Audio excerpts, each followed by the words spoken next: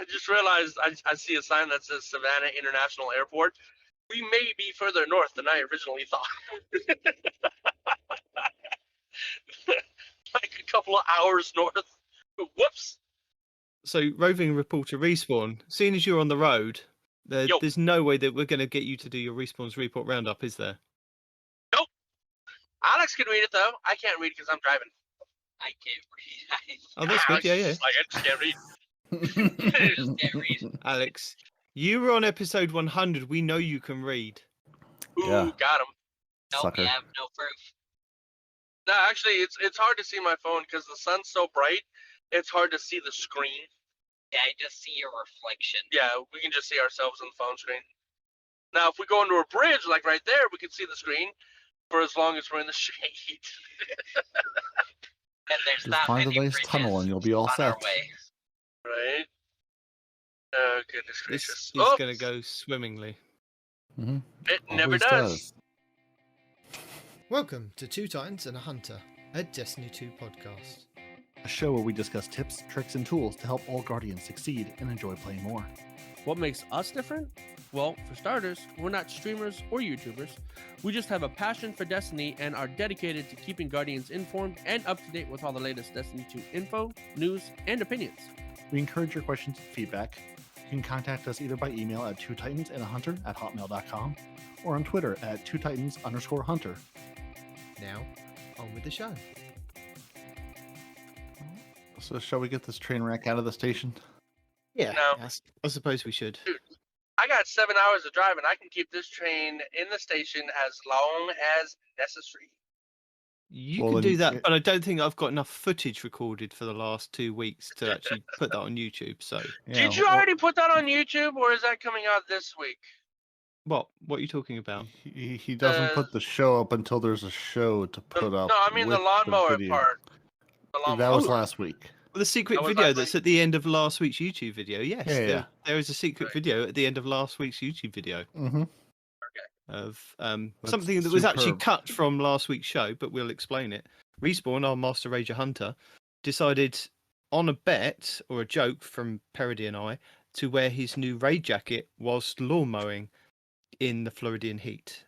And then he sent me a video of him doing that. So it's at the end of last week's YouTube video. That's episode 131. If you want to go and check that out over on YouTube and see him struggle.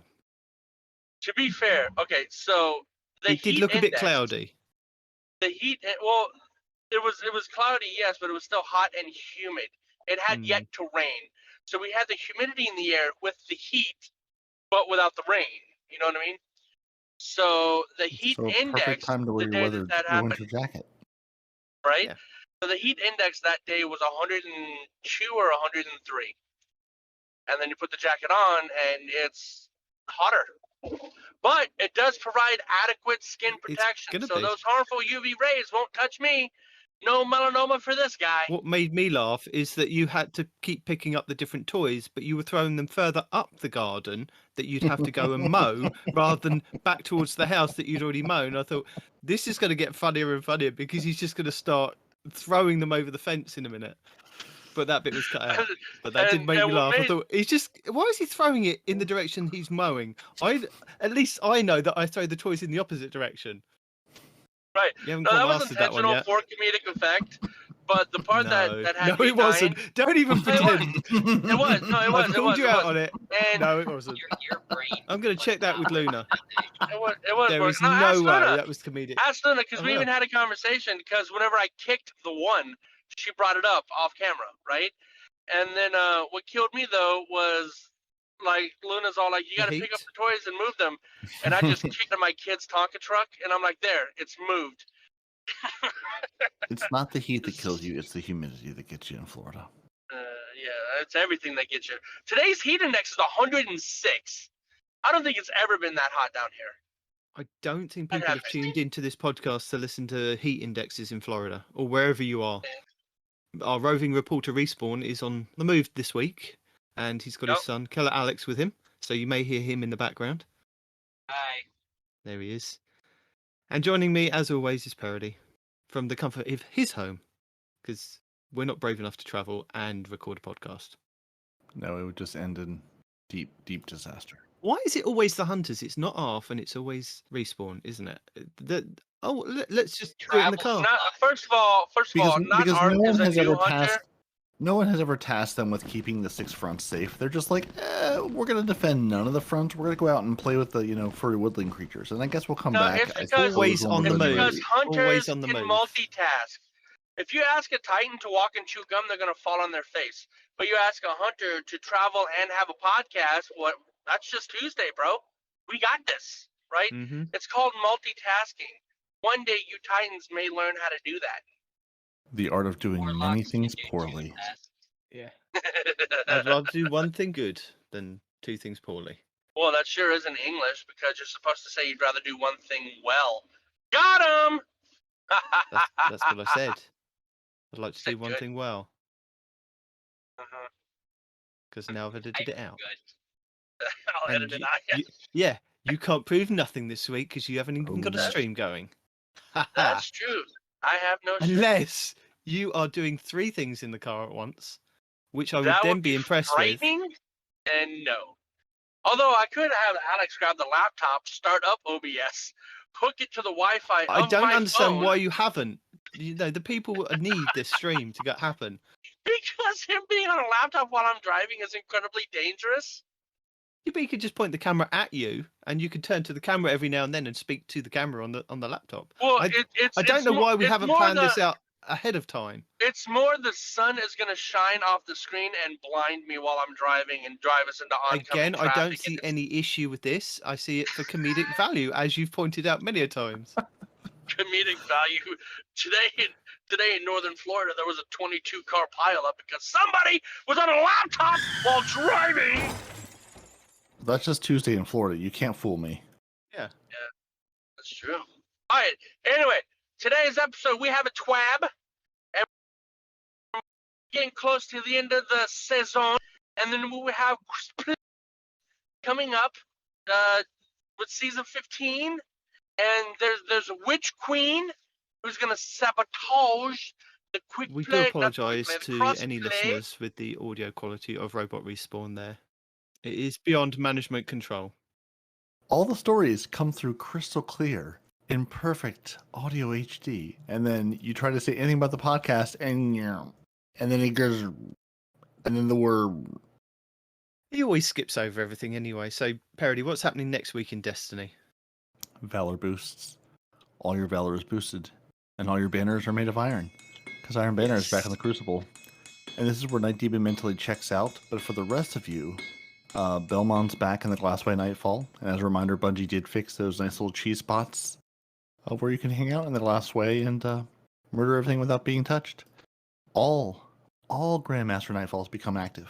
If you've been waiting for your moment, this is that moment where all Grandmaster Nightfalls are going to be active, and you can beat your head against the wall for great fun and the amusement of your friends. And if you've obtained the magnificent armor before August 3rd, you will be able to purchase the Solstice of Heroes t-shirt. Or you won't. It's up to you. So, August 3rd is Tuesday, so by reset, get an armor set and you can buy a shirt. Or don't buy a shirt. I don't even know if the shirt looks good this year. But that's what you can do next week. My team will be playing Iron Banner. Respawn will be ignoring Iron Banner. And, yeah, that's You'll it. be playing Gambit still. All right. Because despite, gilding the title again, I still have not earned enough infamy ranks because I definitely haven't, ranked up my infamy at all this season. Dear Bungie, if you're going to put these stupid things in there, put them earlier in the season or make them retroactive. Thank you, goodbye. I warn you about this every season. I warn the people that listen to the show. I warn you. You don't listen. Well, Stop no, playing Gambit at the beginning of the season. Play everything else. Get those challenges done. And wait until they drop that challenge that says, do your infamy. Then rank it up. I mean, it's not like I'm not going to play game at the beginning of the season, too. It's just if you're going to do a thing that takes that long, don't slap at the end of a I season know. where everyone's gone, we don't care about these things anymore. We talked about that, didn't we, last season when they did the challenges that I don't understand why, one, they're not retroactive, or they're visible at the beginning of the season and you can chip away at those longer challenges before that week kind of comes up. or put those longer things at the first week of the season. The things that are going to take forever, put those at the beginning so that people know what they've actually got to achieve, and put the easier things towards the end of the seasons. Like, the Or at least the ones you ornaments can just go knock out and do, or go play a couple of matches or something. Yeah. Or go get 50 kills in a game mode. Okay, that's not going to take you that long. Even if you're terrible, you'll get there. But if it's, go rank up this thing 16 times, that's going to take some time. Even if you play a lot of it, it's just going to take time. And at the end of the season, you may not have that time. And then you'll be sad and shake your fist at Bungie. I don't get it. That the ornaments that you can get for the Null Composure, the fusion rifle, which is the ritual weapon for this season, if you get those like week 1, week 2, by the time that those challenges come up in week 7, 8, or 9, whatever weeks they were, they're retroactive because they know that you've got those ornaments, and it just automatically pops up and says, "Oh, by the way, you've already done a thing before you've even done a thing." The same with some of the override ones as well. I was finding the first couple of weeks where I'd played so much override and the expunge missions, when it was getting to the next week and it had rolled over onto the Tuesday, and at reset it just flashed up and said, "Oh, you've already achieved this. You've opened so many chests, you've done so many of these things." I'm like, Right. Like that's why I cool. don't understand. It's like, okay, yeah, like I've done this, or hey, you need to open one more chest or kill 2 more champions or whatever it happened to be. It's like some of them are retroactive and go, "Oh, you've done this. We understand that." And some aren't. And I wonder, is it maybe just the things tied to the season itself are retroactive because something newer things they were able to make that way? Or are they just like, why would we want to update these things? I don't know. It's irritating. And like I said, we did talk about it, but it's still irritating. So we're going to talk about it again because that's what we do here. Because Bungie may have missed that if they do listen to the show. And just a reminder to everybody, there is a challenge on your challenge card to complete a Grandmaster. It doesn't say you have to complete it flawless, although there is a challenge that I did this week that is either complete a Legendary or Master Nightfall and do it flawless without dying. And I was able to do one. We did it 2-man towards the end because the guy that we originally I picked up an LFG group that were doing, I thought it said Grandmaster, but they ended up just doing the Master Nightfall, which was fine because it completed my Solstice helmet, I believe, and it completed one of the challenges to make sure that you can kind of do that flawless. So I picked up these 2 guys. We got all through up to Navota, and this one kid, I guess he was, bless him, had to go for his dinner and left 2 of us trying to fight the end boss. And I think we were both trying to do the flawless version of it so that we could get that triumph done, or that challenge done. And we both managed to do it. We paced it out and did it, but it was quite cool. So we got that done. But there is a Grandmaster one that you need to do. Well, you don't necessarily need to do, but there is one for the challenges to do. Yeah, but you would like you to do. Just like all the stupid do your overrides in this many minutes. No. I haven't done a single one of those. Partially because I've been doing them solo all season. But I really wanted to enjoy, not the overrides, the expunges. Yeah. I really wanted to enjoy the expunge missions. But I feel like either I'm buggy or the game is buggy, because I've had so many problems getting through like just the first parts with the jumping puzzles and things. Yeah. When it comes time to fighting things, that I can do. I can do that, no problem. 30 seconds flat, I've murdered everything in sight. Jumping puzzles, getting through the stupid, long tunnels and things. No. Can't get through that at all. Just incapable, impossible. And yeah, it's partially, I know it's because I haven't run it 50 times this season, so I don't know every in and out and every timing of everything. But I don't know. I feel like I die multiple times for just stupid and unexplained things, or you're standing on this shelf. There's not a moving piece or anything to blow you off the shelf, and suddenly you're falling to your death. I don't know why. It's just, it's here we are. I mean, to say nothing, I haven't even tried the flawless things because 1, I just don't care that much, and 2, I just don't care that much. You didn't hit the architects, and they made you pay for it. I think that was you've upset the architects and you've had to pay for it. Yep, and I definitely need to bribe the architects better. Yeah. What do you reckon of other featured Crucible game modes is going to be next week? We've had well, they've done Mayhem. I feel like it was the last one or the last 2. They've had Mayhem up at the same time with Iron Banner. I'm guessing, yeah. Now, it'll either be Mayhem or Clash, because I don't think we've had those around for the last couple of weeks. Yeah, because I think Clash came after Mayhem last time, but again, I don't. Again, I keep track of none of this because lazy and not motivated enough. Well, the But last yeah. Iron Banner that we had was a week earlier to fit the rest of the season in, because it came like 2 or 3 weeks after the second Iron Banner or the third Iron Banner that we had, and then this one has had to come after Solstice, so it's kind of an extra week over. So the normal rotation of what's been going on in Crucible, where we have, is it Showdown, Clash, Mayhem, and then Scorch Cannons. So yeah, I think we've had Scorch Cannons and Clash recently, or Showdown recently. I can't remember, but there'll be a featured game mode in Crucible for you to kind of, if you don't want to play Iron Banner, you can go and play that. Yeah. But Bungie don't want to tell you what that is next week. They want you to go and find that out yourself by logging in. Yeah, it's a surprise. You'll find out. Or you won't even look at that tab because you're like, Crucible, why would I? And then you'll go do something else. And if you are looking to do the Nightfalls, we have all of the YouTuber above's Grandmaster Nightfall guides. So you have the Glassway, Fallen Saber, Insight Terminus, Inverted Spire, Warden of Nothing, and the Disgraced, and a few other tips and tricks from around the community. Cheese Forever, 360 Gaming TV, and all the players. I've got a couple of extra tips for you for doing those. And as we said, they are going to be selectable as from the 3rd of August. So have at it. You know, you can pick whichever the easiest one is to do that challenge. Oh, that's what I'm going to do. So yeah.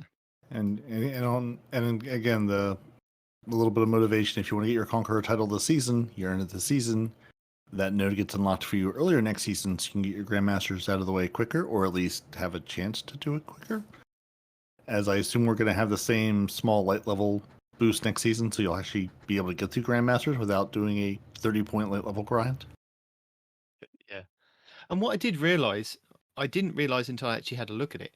When you look at your Conqueror seal, if you've done a Grandmaster from a previous season, because I did one last season for the challenge, so it already says that I've got one Grandmaster already unlocked. So I only have to do 5 other different ones from this season. So I could leave out maybe one of the hardest ones, and it would unlock for me this season. So it seems to kind of roll over. So if you have done like 1 or 2 in the past, it looks like it's a kind of rollover thing. So once you've unlocked it, you then only have to do what the Conqueror thing then says for that season. Oh, I thought Conqueror was doing them all in the season. Is that not?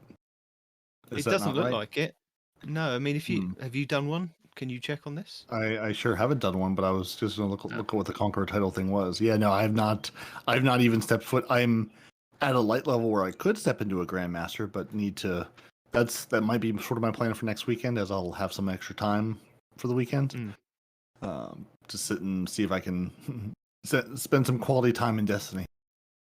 But yeah, no, I haven't set foot in the Grandmasters yet. Active Triumphs. I'm just double checking because I'm sure it's on there. Yeah, so I was just trying to pull up as well. Conqueror. I thought it was do one, basically do one of each, or do 6, which I think aren't there 6 total? Yeah, for the Conqueror title, there's only 4. No, There's only 4 triumphs that you have to unlock. So Lightbearer, you have to earn high scores in Nightfall, so you can do that across all Nightfalls. right. Defeat champions in Nightfall strikes. Yeah, so and yeah, I believe 100 that's 100 in total. Yep. Yeah. And then Conqueror's Discipline is complete a Grandmaster's Nightfall strike with each subclass. Okay, So yeah, I've so already that's done at least one with Solar. yeah, so that's at least 4. Yeah, so Arc, Solar, Void, and Stasis. And then the 4th one, which is complete 6 different Grandmaster Night Yeah. Breaks. So Yeah, you and do I've still already have got to one get okay. ticked So for that. You do still have to get through all 6 of them. Okay. Yeah, Okay. not all 6 of them in one season. If you've done like 2 or 3, it looks like it'll count if you do another 2 or 3 and roll over. So that's quite interesting. Although I think when it comes to the next season, you'll then have to go back and earn high scores and defeat champions. You'll still have to do those parts of it. But hey ho. Yeah, probably. But Yeah, but that's but that's not the just getting the champion kills and whatnot. That's easy enough to do anyway. Yeah. All right. Cool. And our lost sectors for this coming up week. On Monday's reset will be the Vel's Labyrinth on the Cosmodrome, and that'll be Gauntlets, and Ibontis has a guide for you for that. Tuesday will be the Empty Tanks Tangled Shore Lost Sector, which will be the chess, and Ibontis has another guide for you for that one. Wednesday, that will be the K1 Logistics on the Moon, and that'll be Helmets, and Time Sausage Gaming's got a guide for you for that one. Thursday will be the K1 Communion on the moon, and it'll be legs, and that's PV Shifty.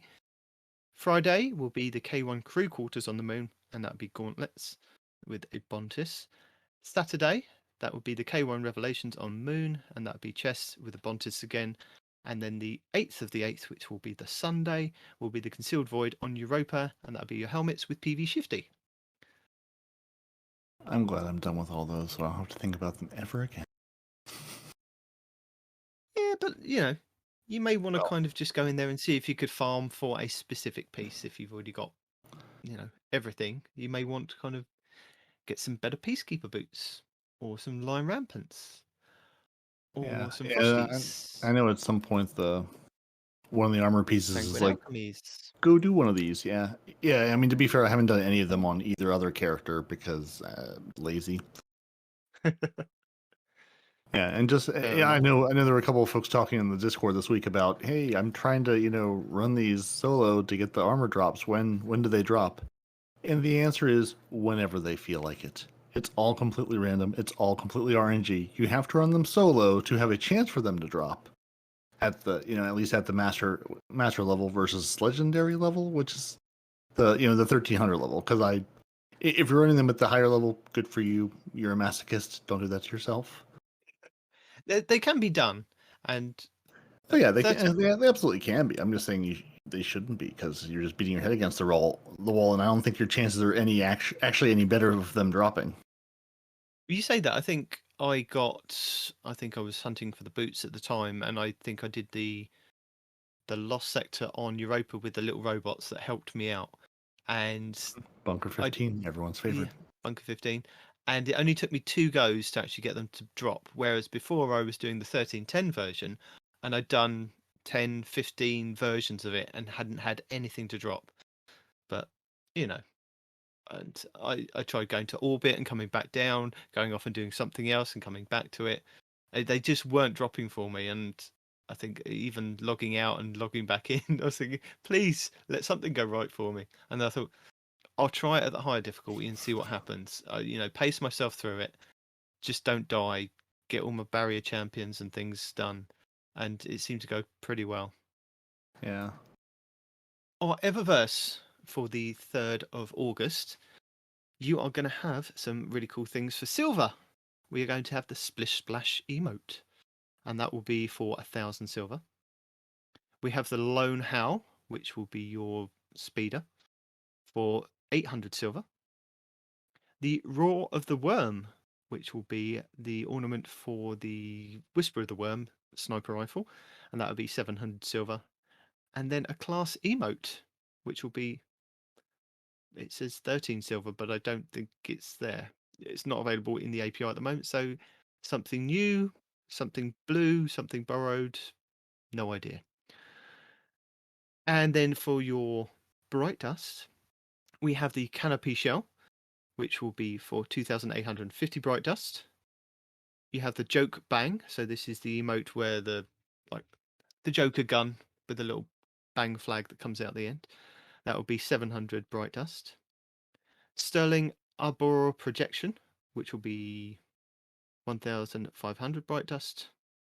The Seven Sisters Shader, which is the nice one from last season, which kind of on some armor pieces kind of gives you a nighttime star glow, which was pretty cool. That would be for 300 Bright Dust. You have the Read the Map exotic emote for 3,250 Bright Dust. The Cosmos Starling, and that would be your Sparrow again for 2,500 Bright Dust. The Tachyon 4, which is your ship, and that's exotic for 2,000 Bright Dust. A Universal Ornament that will be available, not in the API at the moment. The Sassy Hair Flip, which will be 400 Bright Dust, and that's the emote. Then you have the ornament for the Duality, which is the binary function, and that would be 1,250 Bright Dust. We have the Splicer Gauntlet Projection for 1,500 Bright Dust. And then we have... Okay, so this must be the class emotes. So these are the class emotes that are available for silver. So you have the Arc Spin for 500 silver, and that's the Hunter emote.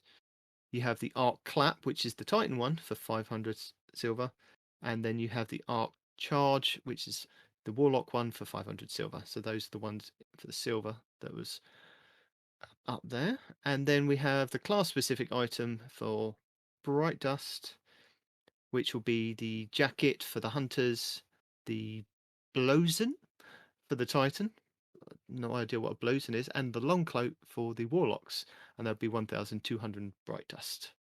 So there you go, those are your specific things for that week. And the following week, you'll have the helmets if you want the helmets for that Eververse set. And then you can transmog them and wear them proudly and be very happy with your purchases. I'm very happy with my Solstice gear this week. I managed to masterwork those. So I managed to do my Vault of Glass raid. I did my dungeon, and I did the Master Nightfall. So I got those done. So I now have the white glows available on all my characters. The Titan one looks pretty cool. He's got like a little white mohawk thing. But I've kind of I had a quick go on the LFG on the Bungie app, which was quite entertaining. I saw a group that were at Atheon, and they were forming a group, and they wanted kind of 5 other players. So I clicked on the thing, joined the fire team, got invited to the fire team. There was no communication whatsoever between us all. They put down the rally flag. They started it without anybody kind of touching the rally flag. So this is going to go well. Nobody's communicated. Have we got everything ready? We get through the first portal, come back out the other side, and they're standing where there should be a well. Nobody communicated that maybe we needed a warlock with a well or a bubble titan. It was just like pure chaos. Hold on. Where were you standing at? Like physically, where were you standing? In the middle of the map? Me, no, they were Everybody were just on the during other side. damage phase. Where was everybody standing?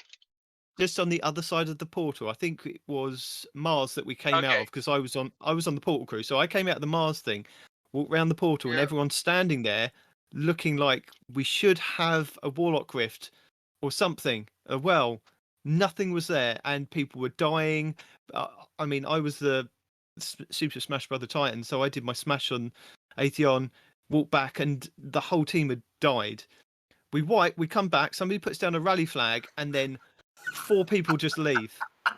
And me and this other guy just standing there like, okay. What platform is Communication? This was via the Bungie app. And me and this other guy were laughing and joking about it. It was like, well, that went well. So we said, I want to kind of get this done because I want to do my Solstice thing. And he's like, yeah, cool. So we found, I think he posted on the Bungie LFG and I did on the Xbox LFG. Managed to get a team. We did it the second run. I had to swap over because, again, we got to the point of coming out to do the damage phase and nobody had said, hey, we need a Warlock with a well. So I went, hang on a minute, guys. I'm going to swap to my Warlock. I'll come back in a minute. So we put down the well, and we got it done the kind of the first time after we'd communicated that we needed a well. But we'd made the same mistake as the first kind of group. We posted, and there was all these hunters and 2 titans just standing there trying to kill Atheon. And we were all laughing and joking about it because we'd said to the group when they first came in, oh, we communicate. There was no communication with the last group. But yeah, it was just funny that we kind of just made the same mistakes as the first group. But there was a bit more communication, a bit of a laugh with the second group. So that was quite funny. I mean, Didn't get my Vex though. I mean, you post in the LFG, you know what to do, and then you just run. You don't have to talk to people. You don't have to communicate or plan anything, right? I mean, you just run and hope for the best. Yeah, kind of. I don't mind when you find the LFG groups that can have a laugh and a joke and things about that, and I'll swap my character. We'll get this sorted out. But when you join a group and they fail after the first attempt because there's no communication, it's like, oh my god. Yeah, and then the second attempt starts before. Yeah, before they put the flag down, and somebody said, "Oh, hang on a minute, I'm just going to change something over," and it was like, okay, we started. We started, so you're gonna wipe. Yeah, you're gonna wipe, then we're gonna leave and get really arsey with everyone. So this whole time, I've been thinking, I can't wait for crossplay because it's going to expand, the people that you can get for raids and things like that.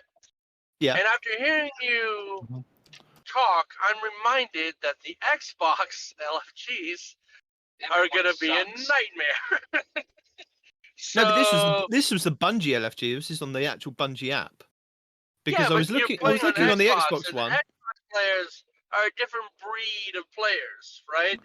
You guys are all like, I'm just gonna do my thing and hope it all works out during a raid with mechanics, and I There's don't want idiots that. on So all. Bungie- There's idiots on all platforms. Yeah. Mostly Xbox though. uh, Who yeah, only invited the you? elite, the people that know what they're doing, go on PC, holds Well, you- pinky and mouth up. You're on Xbox as well. I don't know why you're making silly statements. What? I play on Xbox upon request, sir, You played on Xbox for years. Don't act like you're better than us. Yeah.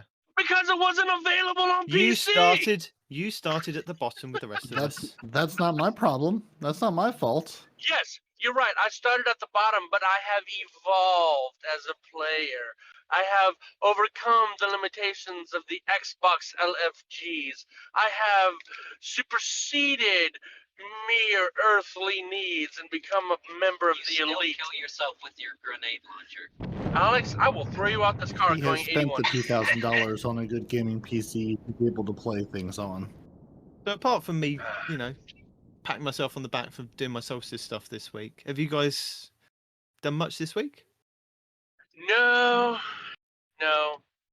I only got on and I did my weeklies, and then after that, Alexander showed me something called a Pokemon Nuzlocke, and we had fun watching it. So I figured, why not try it? So I started a series, and I'm 2, 3, 4, some arbitrary number of episodes deep now into my own Pokemon Nuzlocke run. So not a lot of Destiny, just the bare minimum, and then Pokemon.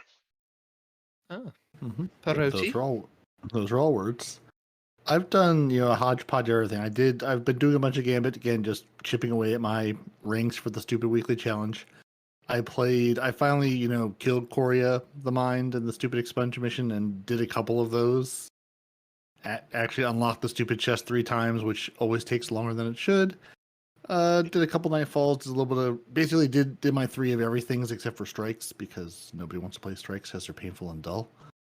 Did a couple of Peroty, the 1280 Nightfalls the with the one that- matchmaking. Peroty, the one that you did is the one that you did, the one where you gotta hop around the map and you gotta kill all the Minotaurs and unlock their area and all that other stuff before you can attack the one dude? It's the final one, right? You did the final one 3 times this week? Warrior is talking about the expunge. Oh, yes. Sorry, I was like the final one. What? He has the preferences. Yeah. Sorry. Because on Europa, you have both of them right next to each other, right? You have the one on the right, Mhm. which I think is the final one, and that's a pain in the butt, and it's long.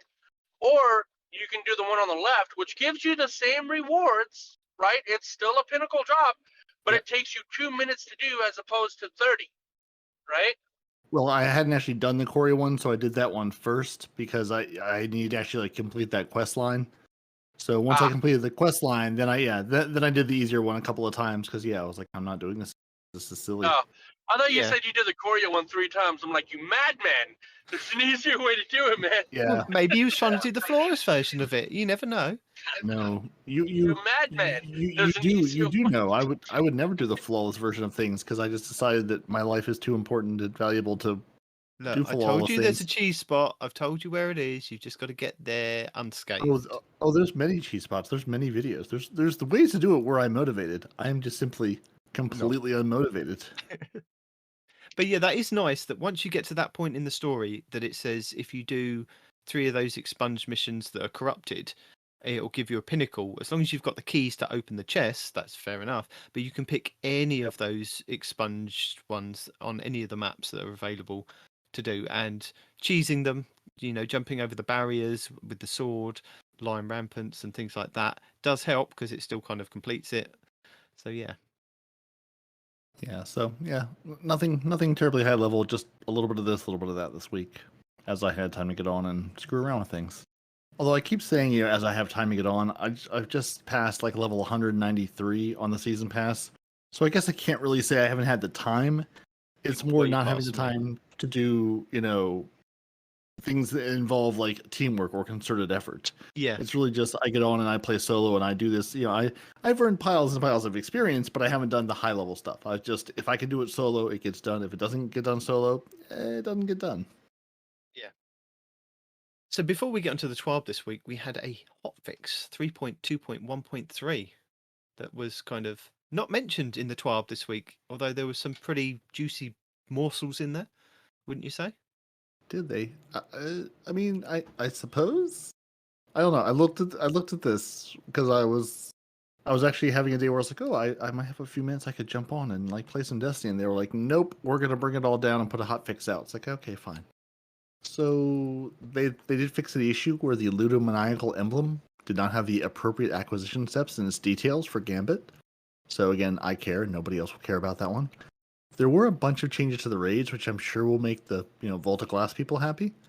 They removed the weapon drops from the Master Vault of Glass loot pool, which just seems like fine, whatever. Players are guaranteed to receive stat-focused armor from Master difficulty encounters. The Master Vault of Glass loot lockouts have now been separated from normal, so now both can be independently looted each week. So, no weapons from the loot pool for the Masters. You'll now get actual, stat-focused armor from those encounters, and you can loot the normal and the Masters each week. So, if you are raiding a bunch, you have more chances for gear. So then how do you get the adept weapons from Master? You do the adept challenges. Just that Atheon? Huh? The challenges that come up each week, that's where you get the weapons from. Oh, my bad. Carry on. No, but the thing that you were complaining about when this happened, when the Master dropped, you were saying that you don't understand why, if you run it through the normal, you don't get access to the hard mode or the Master version. Or if you run the Master version, why can't you then go back and play the normal version and still get drops? They've now changed it for you, Respawn. They heard your Respawn rant. They've replied to you. Did. They've done a hotfix love especially for you. It should have been called the Respawn hotfix, but it wasn't. They absolutely should. Hold on, what are the numbers? Maybe the numbers spell out my name. What are the numbers? Yes. There aren't any numbers. No, it's like 3.4.1.9.2.46.111111. 3213. Okay, 3, 2, what 1, 3. numbers? Yeah, that's binary for respawns. What? Yeah, I was going to say, what numbers do you think would in binary spell out respawns? I have no idea. I'd have to do the math. First, you got to transfer the letters over to hex, and then from hex to binary. And no. And no one's going to do if that. I knew by heart the ASCII codes, you can go directly from the letters to binary. But I don't know ASCII codes by heart, so I have to go from the numbers to hex and then to binary. Yeah. And that's thrilling. What's also thrilling is your drops will only be at pinnacle power for the first weekly clear of each encounter. So do it once, get your pinnacle drop, and then don't do it again for another pinnacle drop because you won't get one. So, for example, Bungie says... That's actually good, though, because you can target, do I want a pinnacle weapon or do I want a pinnacle armor? So that's still good, you know? It is. Except the weapons out of the loot pool. Yeah, so Bungie says, for example, if you complete the oracles in normal difficulty, it will award your first award pinnacle. If later in the week you complete the oracles on master difficulty, it will award the stat-focused armor, but not at pinnacle power. So your first drop is going to be pinnacle, your subsequent drops will not be pinnacles. That's the point they're trying to make. Completing either encounter again will award the spoils of conquest and masterwork materials at master difficulty. So that's it for raids. So our armor stability, they fixed an issue where some stasis finishers... No. Hold on, back up a little bit, So, let me see if I got this right. If I did the first encounter on normal mode, I would get a pinnacle drop for that first encounter. Yes. If I did the first encounter on hard mode, I would not get a pinnacle drop. But if I went further on and did the next encounter in hard mode, I would get a pinnacle drop from that encounter, but that encounter on normal mode would not have a pinnacle drop, right? So it's based on encounter? Yes. Oh, cool. Drops will only be pinnacle power from the first weekly clear of each encounter. So you can mix and match and swap as much as you like, Respawn. He's muted, you can carry on. There's an issue that's been fixed where some stasis finishers cause a slight delay to weapon readiness relative to non-stasis class finishers. That's fixed now. There's also an issue where the boots of the Emperor's agent didn't correctly display shaders. That's also fixed. And under general, we're saying general a lot, huh? They fixed an issue where the Goister shell could heave horrific dead pupils. And it does say heave. I think it's supposed to say have. Could heave horrific dead pupils in certain environments. We're still recovering from the issue and apologize to anyone who may have nightmares. So, yeah. So if you've heaved or have had nightmares, it's been fixed. Yeah. Your nightmares have been resolved. So yeah, basically, Volta Glass changes, and that's really about it. Yeah. But yeah, that came out this week. Little baby hotfix. So now I suppose we have a 12 to get to. We do. There's things that happened this week at Bungie. I don't know what they could have been, but something happened, I'm sure. Solstice finishing. That's one big thing. That finishes on the 3rd, or by the reset. So when Iron Banner's here, you've missed it. So if you see the flags in the tower, you know you've missed her. Grandma Stranger Danger has gone. She's back to wherever she goes. Wherever Savathun hides, basically. That's where she'll be. Watching. Waiting. Welcome to another installment of the 12, apparently. It's not like it's a secret. It's here every week. We go through it. So Bungie say they've got 4 more of these before August 24th's reveal. And if you weren't aware, there's going to be a big reveal on the 24th of August. They put big notices up and things. You should have saved the date. So August 24th, there'll be a YouTube, there'll be a Twitch, there'll be something that they're revealing about the Witch Queen. So they're not revealing much about Season 15, because maybe it ties in with the Witch Queen. So that's why we have no name for next season, because that apparently should drop on August 24th as well. So the same time that they're doing the reveal, Season 15 should drop. So maybe there'll be something in that. But yeah, we've only have 4, including the one that we're about to go through. So let's get to it. Solstice is coming to an end. Our annual Solstice event comes to an end on the 3rd. You should have done your things to get your magnificent armor. Afterwards, you can still earn your masterworking things, or get them all done beforehand like Nitedemon, who tries harder than all the rest of us. Yeah, but the only reason I tried harder to get all those things masterworked is because I wasn't sure whether I'd still be able to get the emblem and the nice ornate shell from completing them after the fact. Because they don't actually specifically say that in the TWAB. It could be a possible thing that happens. Once you masterwork it, you get the emblem and you get the ghost shell once you've done it on all 3 characters. But I wasn't willing to take the chance. I thought I need to get this done now, and I can do it now, so I will do it now.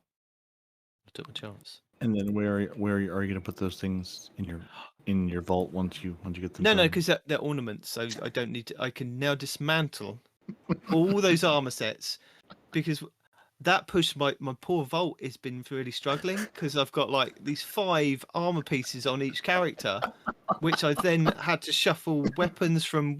They've been stuffed full of weapons each week for the last 3 or 4 weeks, and I'm like, now I can delete. The worst part is, Thank God. The worst part is his vault is full. Every character is full, so Yeah. he has to sacrifice one weapon.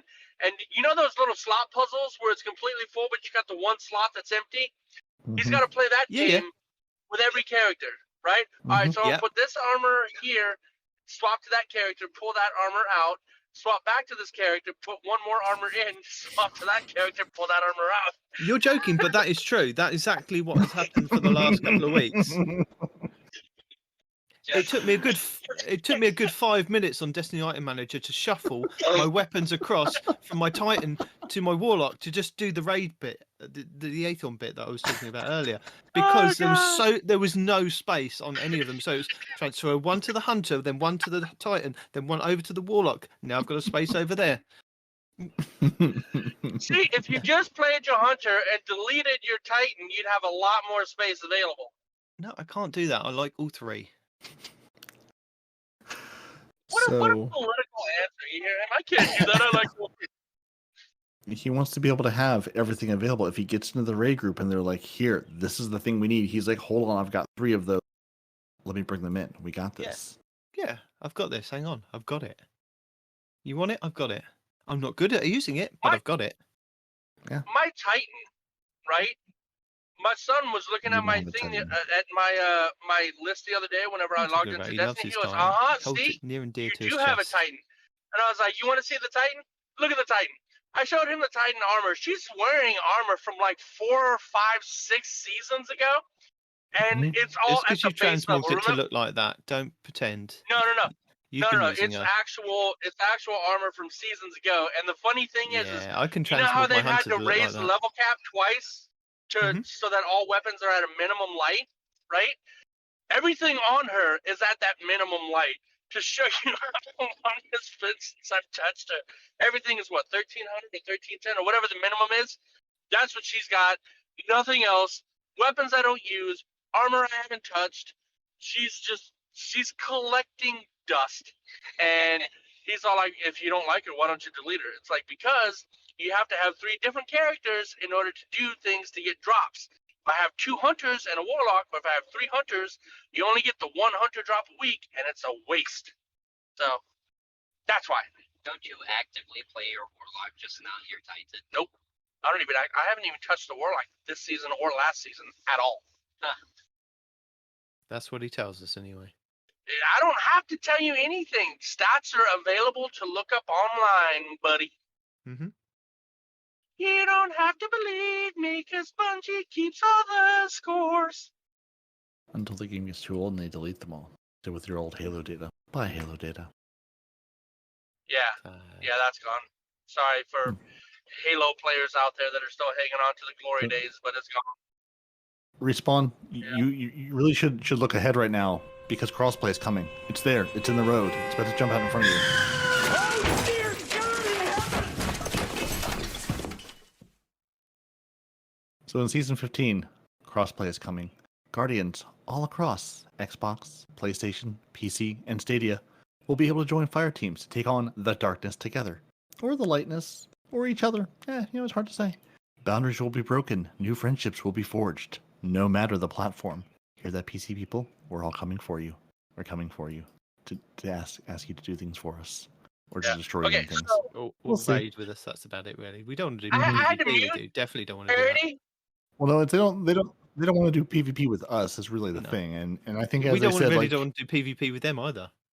no, nobody wants to do no, PvP fair with enough. anybody. Peroty, Present. I went off on you, but there was a lot of stuff that can't be said for friendly ears, so I had to mute myself. You're like, hey, Respawn, look ahead of you. Crossplay, it's there. It's in the road. No, it wasn't in the road, but at the exact moment you said that, there was a semi full of cars trying to merge into my lane while I was still in it. See, I'm trying to help you out. I know there's things happening in your world you need to be aware of. I'm just trying to be a good friend here, bud. You're telling me to look forward. I needed to look to my left. He was trying to kill us. It's a semi-forward left. You've got peripheral vision. It's fine.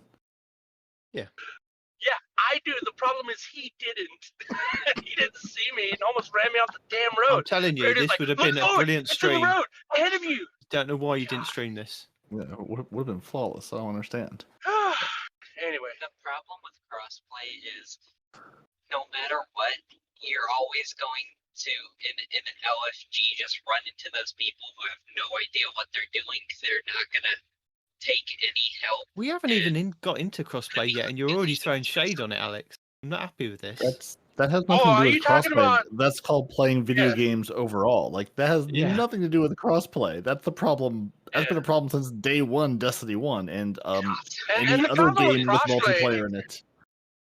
and the problem with crossplay, Alexander, is not the LFG that you're talking about. The problem with crossplay is how are you going to do the PvP properly, right? Because Well, because I think they've already addressed how they're doing the PvP properly many months you ago. say that. Well, Yeah, okay, no, you say that, but like, the whole needing to be invited I'm still into going to a have PC lobby. superior movements against you on my mouse and keyboard than you do on your controller, you know? Movement-wise, the PC players are just going to be superior. And I'm not talking about because it's PC. I'm talking about because mouse and keyboard, right? They could Yeah. circumvent this Yeah. issue by allowing mouse and keyboard on the Xbox like they should have done forever ago. Like you can even do on games like PSO2, but not Destiny 2, right? Enable keyboard and mouse play on the Xbox console, and you'll be fine. But the PC players are going to have superior movement. Even like, okay, as an example, right? On console now, when I play on console, I have to turn the sensitivity on my joysticks up to 10. And it's still slower than when I'm on my PC, right? Right.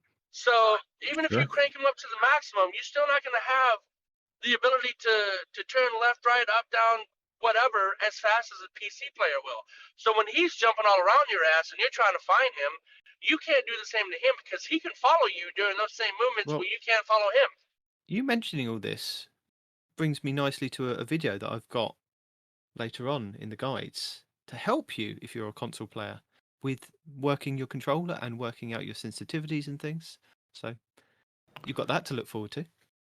Because I knew that somebody somewhere would have an issue. I didn't know it was you, but you always have issues. Yes, you did. Let's be honest here. I didn't have that issue until I went to go help them with the raid. Because initially, you know, the last time I played Xbox, my sensitivity was on 4 or 5, right? Because back then, you know, that was very nice. But after getting used to the keyboard and mouse sensitivity and how quick you can move and this and that and the other, going back to a controller with that sensitivity on a console, it was like moving in slow motion, you know? And even at max sensitivity, it still didn't help. And it would also help if there was like a dead space slider on the console. I didn't see one. Maybe they have a dead space slider on the new consoles, but on my console, it doesn't exist. What's a dead space slider? So on a PC, right? Most of the time, there's a dead space thing, right? So yeah, it's, you keep saying if dead you move space your sliders and controller a things. little- Yeah. What's if what's you like move your controller a little bit, besides the it game moves Dead slower Space? What than is that? Okay, so it's an amount of movement of play inside of a joystick before your cursor moves at max speed, right? So if you press it a little bit, you turn a little bit slow, right? If you press it all the way, then you turn a little bit slow initially, and then it speeds up to max speed, right? So that dead space between no movement and max movement, that ramping up in speed is the it a dead buffer? space, right? It's a buffer. Not really. A buffer is something different. We're getting into complicated stuff. I don't quite know how to explain the difference between the two, but a buffer is not the same You as don't a know how dead to space. explain a dead space, so Yeah. So when I Google Dead Space slider, I get nothing. So what you're saying is like it has to do with the amount of force you're putting on. Like if you push it a little bit, you'll get a little bit of movement. If you push it hard, you'll get more movement quicker. It's sort of And like if you had a dead space slider- sensitivity setting, but not sensitivity in like how quick you move, but like how much you'll move, how the force of it. Yeah, I think I get what you're trying to say. It's how long it takes you to go from minimum movement speed to maximum movement speed. And if for example, we had that and you can set it to 0 like you can on a lot of games, your thumbstick is going to move at the same speed no matter if you're just barely touching it or if you're moving it all the way to the side real fast. Your cursor is always going to, not your cursor, your sights are always going to move at the same speed no matter how you move those joysticks. But on Xbox, at least my Xbox, that's not the case. Like whenever I go to turn left real fast, like I can tell that it's not at full speed initially. I have to kind of go from 0 up to full speed, and there's a gap in there that you can feel if you've played on PC a lot and you hop back on the Xbox, and it drives me nuts because it really messes with a lot of gameplay. But like I said, even ignoring that, right, you're still going to have problems in PvP with the amount of mobility on mouse and keyboard versus the amount of mobility on a controller.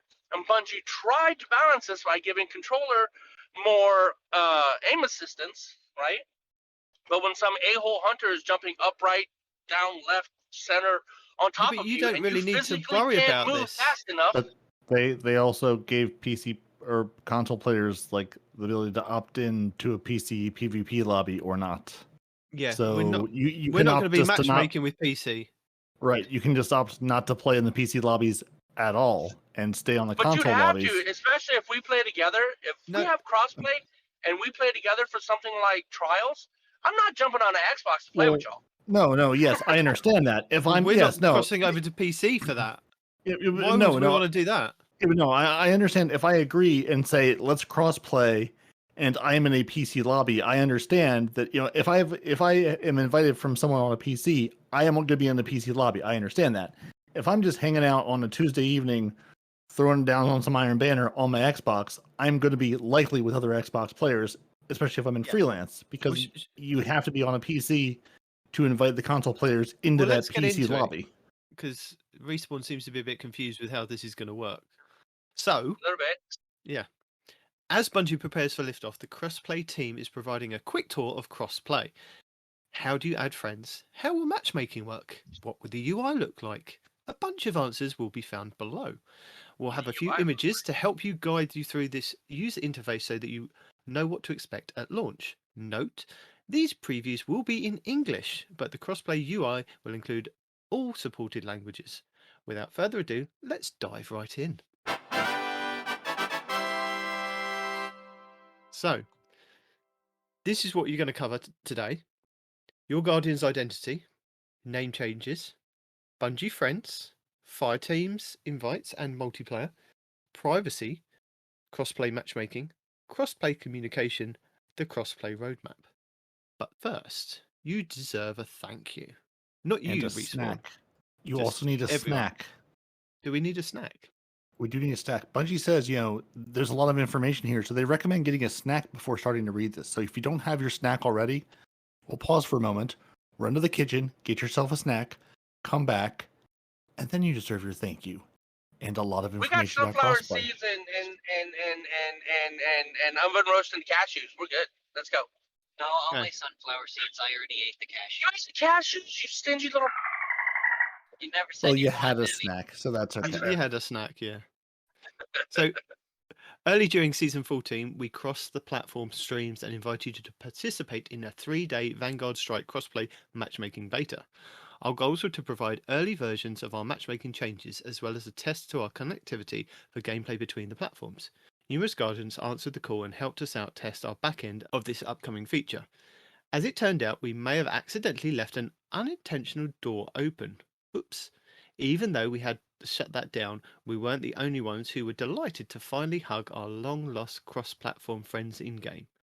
Thank you for going on this journey with us. You helped us build the confidence in what we're delivering to the community in Season 15, full crossplay across all Destiny 2 platforms.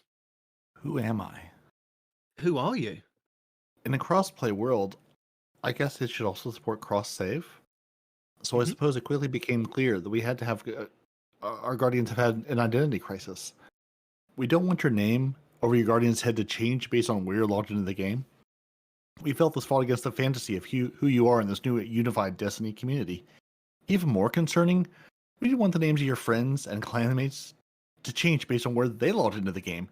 Having to keep a who's who cheat sheet of your friends' names didn't meet our effortless bar for crossplay. We have spreadsheets for the game. We don't need spreadsheets for who you people are as well. So as such, we're converting everyone's name over to an identity that will remain consistent across all platforms you play from. We're calling this, wait for it, your Bungie name. While this will cause a one-time name-changing shuffle, we feel this is better in the long run for everybody. So here's how the Bungie names are going to work and look. So they have an explanation that's going to be confusing, so bear with us. Is it bear with us? Yeah, so your Bungie name is going to look sort of like... And I really hate the example they've given, because trying to read this and make it make sense to people is gonna be a mess. Basically, think about it like Discord. You're gonna have a name. They're gonna slap a pound sign and some numbers on the back of it, sort of like you are in Discord. Like I'm Peroty 24 something in Discord. I don't even know what the numbers are behind my name because it doesn't matter because I never really see it. So your Bungie name is gonna be your player name, pound sign, and 4 numbers on the back. So you'll be Nitedemon pound 1234. You'll be no one respawns in real life pound 6789. Your display name is just going to be your player name. So your display name is still going to be Nitedemon. No one respawns in real life. Your display name's not going to change. Basically, they're just going to add sort of that pound sign and the 4 numbers on the back, which I've been seeing people like, I guess, I don't know if it's newer Xbox Live accounts or newer accounts of some sort, like people that are having this same naming convention on their Xbox Live names now. Because you can still be one thing and then the pound 4 numbers on the back. So in their example, they basically have a bunch of, again, name, pound, 4 numbers. So again, if you're familiar with Discord at all, think of it like your Discord name. So, and they have an example of what you're going to look like in the tower, which is basically no different than you look already. They have the Cosmos_BNG in the tower. Sorry. It's going to look the same. Sorry, Peroty, you're saying pound sign, but it's a hashtag? Pound sign, right? hashtag, you young kids and your tic-tac-toe boards, whatever you want to call it. Fair enough, because I wasn't sure what you would. I knew what you were saying, but different places say different things, I guess. Yes, you do raise a valid point, yes. No, Hashtag, hold on. pound No, sign. here in America, it's always been the pound sign. It's only recently turned into a hashtag Well, in the age of Twitter. Okay. well, no, to be fair, it's only a pound sign if you're above a certain age threshold. The young kids today say, "What's a pound sign?" and why would I ever use it other than when the phone tells me to push it, and I get very Trying to figure out when it's pound, when it's hashtag, when it's tic-tac-toe board, when it's checkers, when it's whatever. Oh my God. So what's in a name? So this has caused a lot of confusion for people too. Because Bungie says, as part of the name creation of the Bungie names, we'll be running all the players' names through a character filtration process and an offensive term moderation process. First, we'll be stripping out all characters that we are unable to display in the game or cannot be typed via the player search box on the console virtual keyboards. So Oh my God. emojis, special characters of your Bungie name, those are all going to be stripped out. It's just going to be, letters, numbers. Think of it like your password qualifications. Your numbers, your letters, your special characters on a keyboard. If you can't type it on the virtual keyboards on a console, it can't be in your Bungie name. So this means So some are we extended going to be character picking sets. the number? Are we No, going to be we don't picking get the to number pick that goes nothing. at the end, or are we going to be assigned a number? You're assigned a number just like you are in Discord. So this means Okay, some gotcha. extended character sets we've supported for players' names in Steam will no longer be available to be used. We will miss you, Philo, Guardian, Hand Cannon, Sniper Rifle, Rocket Launcher. But we do want your console friends to be able to find you via the player search. So basically it means your fancy Steam names are going to be less fancy Steam names. We're very sorry. So, and they have an example of crossplay and the cross naming. So, if your platform name is Cosmos_BNG for Bungie, your Bungie name is Cosmos_Bungie #0748. So your name is not going to change. If you're on a console, your name is not going to change at all. They're just going to add a hashtag and 4 numbers to the end of it. Unless Move you've on got with life. something explicit, then it will change. They will change it for you. Right, exactly. They're going to put the things that violate the terms of service and their naming conventions that Xbox seems to be pretty good about, and I'm sure PlayStation is somewhat good about that too. Yeah. They're going to strip out those things where they're going to cause problems. And I kind of understand where they're going with this, because many people have different names on different platforms. Because when you first got your Xbox account, you called yourself Nitedemon, and then if you went over to Stadia, or if you went to Steam, or you went to PlayStation, you might not necessarily have had the same name. It might have been Nitedemon 01, Nitedemon 02 on various different things. But how are they going to work it with somebody like me, where I have Nitedemon on all the platforms? Am I going to be Nitedemon 0001? Because that's what I want, but I'm not going to get it, am I? I'm going to get just a random Bungie number, which I'm not happy about. I don't like all these hashtags at the end. No, you're going to be Nitedemon 2500 to get to honor your 2500. Oh yeah, I'll have that. I'll take that then. 2500, yeah. Perfect. Yeah. I mean, if you actually get that would be hilarious. And I also like what they've done with on your roster screen, where you can see the emblem of Steam, you can see the emblem of Stadia, you can see the emblem of Xbox. But they haven't quite perfected the PlayStation emblem. It's just a controller at the moment. So Sony's like, you can't use our logo. Sorry, yeah. Right? Or well, at what- least you know where they're coming from, yeah. Yeah. So Bungie does say, it is possible due to removing these characters, some players may end up with empty names or names that result in offensive terms because they've removed parts of the word to make an offensive term. Good job, everyone. So if your name ends up empty or includes a moderated term, you will find the quite unremarkable Guardian random number over your character's head. While we won't have a name change feature at launch, they're working diligently to get an early version of this feature available this winter. So let's just say that again. You can't change your name at launch. Don't ask, don't complain, you can't do it. They're going to try to get that available to be this winter. When they say winter, I'm guessing it's going to be when Witch Queen drops, maybe January, February winter, not just before Christmas when everybody's busy and out of the office winter. Yeah, because that's like fall. Yeah. But so here's the thing, right? I've completely lost my train of thought because I freaking forgot what I was about to say. Because you should be Oh, yeah. driving No, the and name. keeping your eyes on the road. No. I got it. It's Yep. okay. So if you have the hashtag Guardian, right, as a display name, and somebody wants to add you as a friend, can you go into your profile to see what your name actually is for them to add you? Right? Even No, though you it's can not being displayed, only- you still have a Hang name. on, we're getting there, but you can only use the Bungie name to add them. But we'll get there in a second. Hang on. All right. Calm yourself down. Listen to Peroty. He speaks wisdom. And we highly recommend you think carefully about what name you would like to rock in Destiny 2 sooner rather than later, so you're not stuck in the situation where you are a Guardian or you have a name that you hate. And then you'll be sad and all your friends will make fun of you. But you do have friends in me. And by me, we mean Bungie. So the roster experience has always been an essential part of our games. For crossplay, we wanted to deliver the same simple experience no matter where your friends might be playing. To make this happen, we've created a system to bridge the platform called, wait for it guys, Bungie Friends. Who's that? Just a friend. You've made a new friend. Oh, a friend? Since when have you had other friends? Oh, friend. Don't forget the thumbs up. Oh, friend. Oh, new friend. Oh, friend. Please be my friend. Oh, friend. Oh, friend. You're going to take your Bungie name, your Bungie friends. Your Bungie friends get you. Friends. Now, they didn't want to add considerable complexity, so you'll still find all of your friends in one flat list online. Basically, your friends list will look just like it does now. To make it a bit easier to find a specific friend, they've added a platform filter. So if you're looking for, say, just people on the platform you're on, or your friend is on a PS4 and you're like, hey, PS4 friend, there's like one of you. Instead of looking through my entire friends list, let me filter by that platform. Now I can find you easier. And you've always been able to have clan members across multiple platforms in Destiny, but finally with the launch of Crossplay, you can actually see who's online and team up with them to earn your clan rewards. Hopefully there are some new friends to be made in your clan.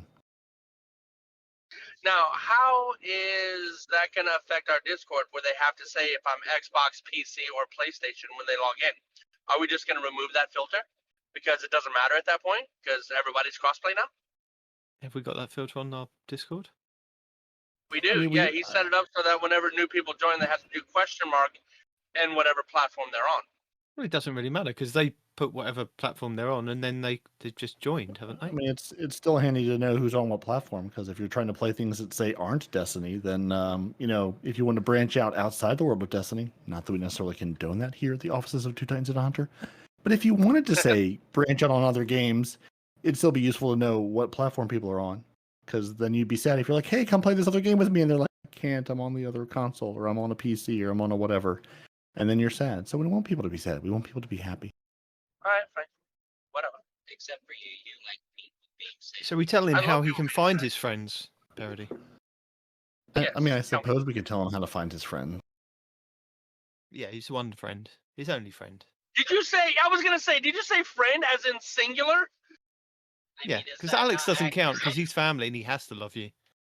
Oh! Well, maybe love's a strong word. Like you. Wow. Ouch. Accurate, but ouch. Use- Just because Did it's you true hear? doesn't mean you have to Uses put it He out didn't there. mutually argue. agreeable for him. He didn't One argue singular with me. friend accurate. He didn't. Yeah. No, he he didn't didn't. disagree with me. Yeah, no, No. not a tiny If I bit. was you, I would mute and then go and sort him out. Okay, fine.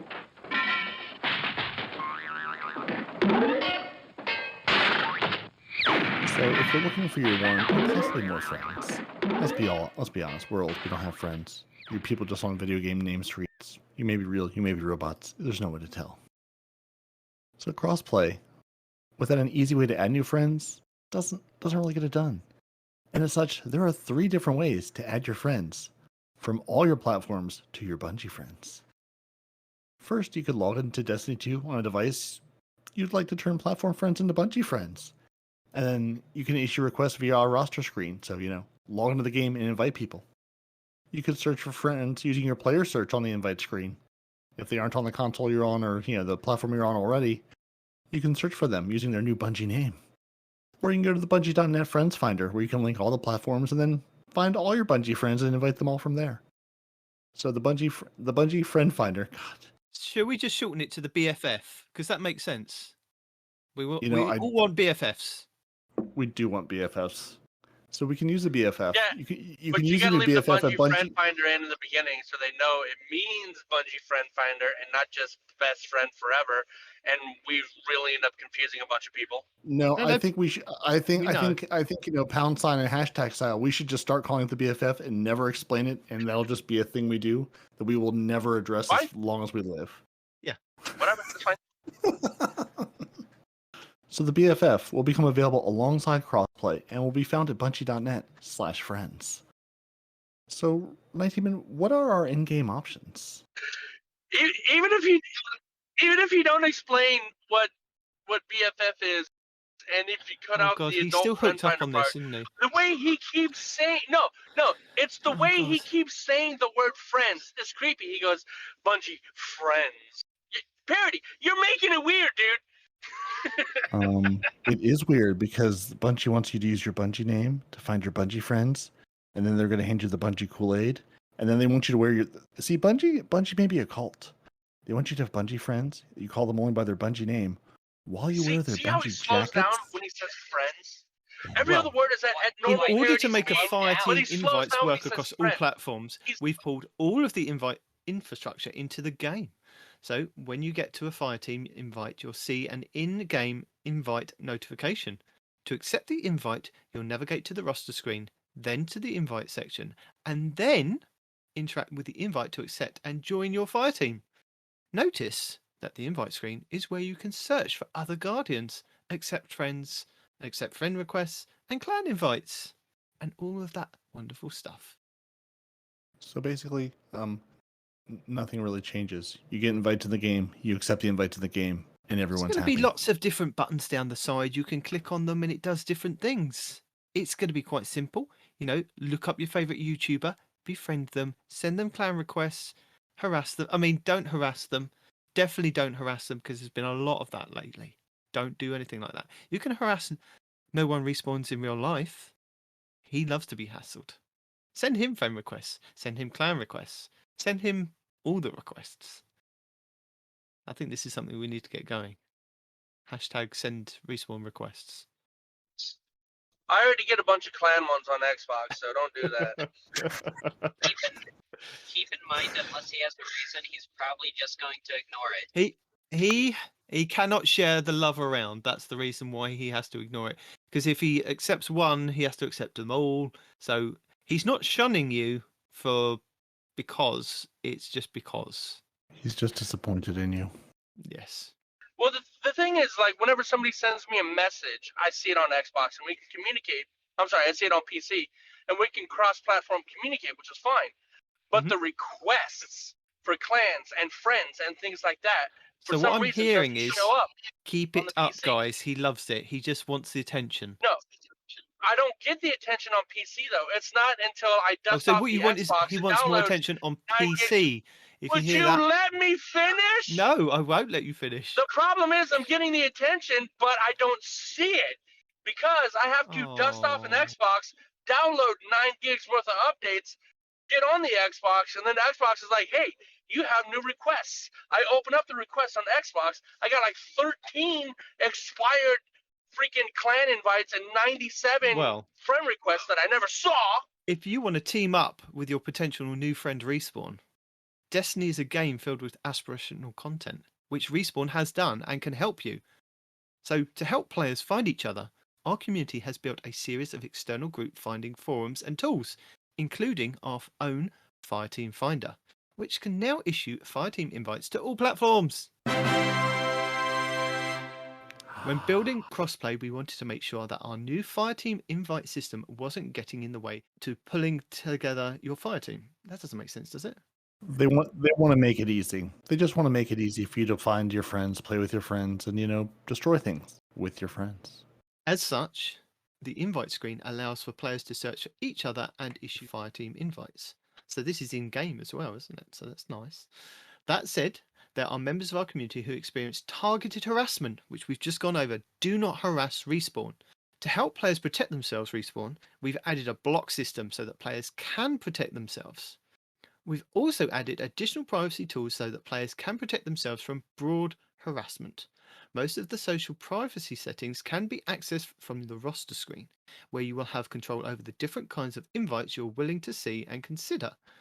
For the time being, your privacy settings for clan invites will be still controlled through your personal Bungie.net privacy setting, which can be found here. But I'll put a link in the show notes for you if you're worried about that. While we're on the subject, now is a good time to remind everybody of our code of conduct. And again, I'll put that in the show notes if you are interested in that. Basically, don't harass people, don't upset people, be nice, be kind, be friendly, and we can all get along and do the raids easier. Target harassment can result in account restrictions and bans, so be kind to each other, Guardians. And take it from me, Bungie has put you in Bungie jail if you mess with somebody too much. That is the best. That is the best Robot Respawn without being Guys, Robot Respawn. Take it from Robot Respawn. This is real life Robot Respawn, the next evolution of Robot Respawn. AI Robot Respawn. Beep boop beep beep boop. Yeah. Take it from Respawn. They will put you into Bungie jail with your Bungie friends. They will put you and your Bungie friends. No, you won't have any Bungie friends jail. in there. You won't have any Bungie friends. I mean, you get disowned in there. You might have Bungie friends in the Bungie jail if you were all doing Bungie crime together. Possibly. So how do we make this a level playing field? Well, I think first off in crossplay, we should start by striving to create a global community of Guardians. At the same time, crossplay enabled us to ask a ton of questions about input methods, how we create the level playing field in competitive modes. While the following might not be the answer forever, they're going to change it. It will be our approach for the matchmaking in competitive game modes, which is Crucible, Iron Banner, Trials, and Gambit at Crossplay's launch. So for PC players, you're going to match with other PC players. And only other respawns. No, I know that's tricky. So PC players, you stay in the PC player pool. That's where you stay live. over there. You stay over there, guys. We don't want you over in our nice clean waters over here. Yeah, now console players, so that's your Xbox and your PlayStations. You're going to match. Well, I mean, you're going to match with other console players. There's more. We'll get to them. We'll get to those people over there who live outside of space and time. But console players will match with console players. Now you may be, what Nitedemon is getting to is saying, well, where does Stadia fall into this? Stadia also lives in the console world. So Xbox, PlayStation, and Stadia can all be friends in the console player pool together. So just you PC players over there in your PC player pool on your PCs playing Trials against your other PC friends. That sounds like your pool life position. You stay over there. You stay in that muddy pool over there. We've got a nice clean pool. We've even invited the Stadia players, all three of them, to come and play with us on the PlayStation and Xbox side. And that's all Xbox and all PlayStation. So Xbox One X, One Series, PlayStation 4, PlayStation 5, OG Xbox Ones that can barely lift the game. Yeah, but not 360s. Not your 360s and not your PS3s. Just don't try. Don't bring that craziness over here. But now you may be saying to yourself, what happens if your console friends say, hey PC friend, I want to do Trials with you. Since we'll now have, say, one person on PC and two on console. Well, what happens there? Well, fire teams with any combination of PC and console players. So basically, if there is at least one player on PC and one player on console, doesn't matter where everybody else is, doesn't matter what the split is, you're in the PC player pool. So console players, you live in console PvP town until the moment one of you moves over to go to visit your friend in PC world, then you're in the PC pool. So Now, hey, is that per match? Because you said you can opt in to PC. No, it's not per match. Nope, it's Robot not per Respawn. match. It's however long you stay with your PC friend or friends, you are stuck with them until you leave them. If you're attached to a PC person, you're attached to that PC person and the PC pool. But if you leave the PC person, you come out of the pool. Right. Unless they haven't fixed that. Yeah, I mean, this is. PC friend. What if you're a hardcore player? That means you can beat a PC player, right? And you opt in to PC PvP You can't. combat. You cannot without a PC friend. Yeah, there is not. So the opt-in thing that Bungie talked about before, and we referenced earlier, the opt-in opt-out version of that they're going with at launch is there is no opt-in. By opting in, you are playing with somebody on PC. That is your opt-in. The moment you invite a PC friend, that puts you into the PC pool. The moment you kick the PC friend out of your fire team because you're tired of the PC pool, you go back to the console pool. And PC players, you have to find a console friend, and then you're still in the PC pool because you've made your bed and you have to lie in it. So if you're on PC, there's no way for you to get to the console PvP pool.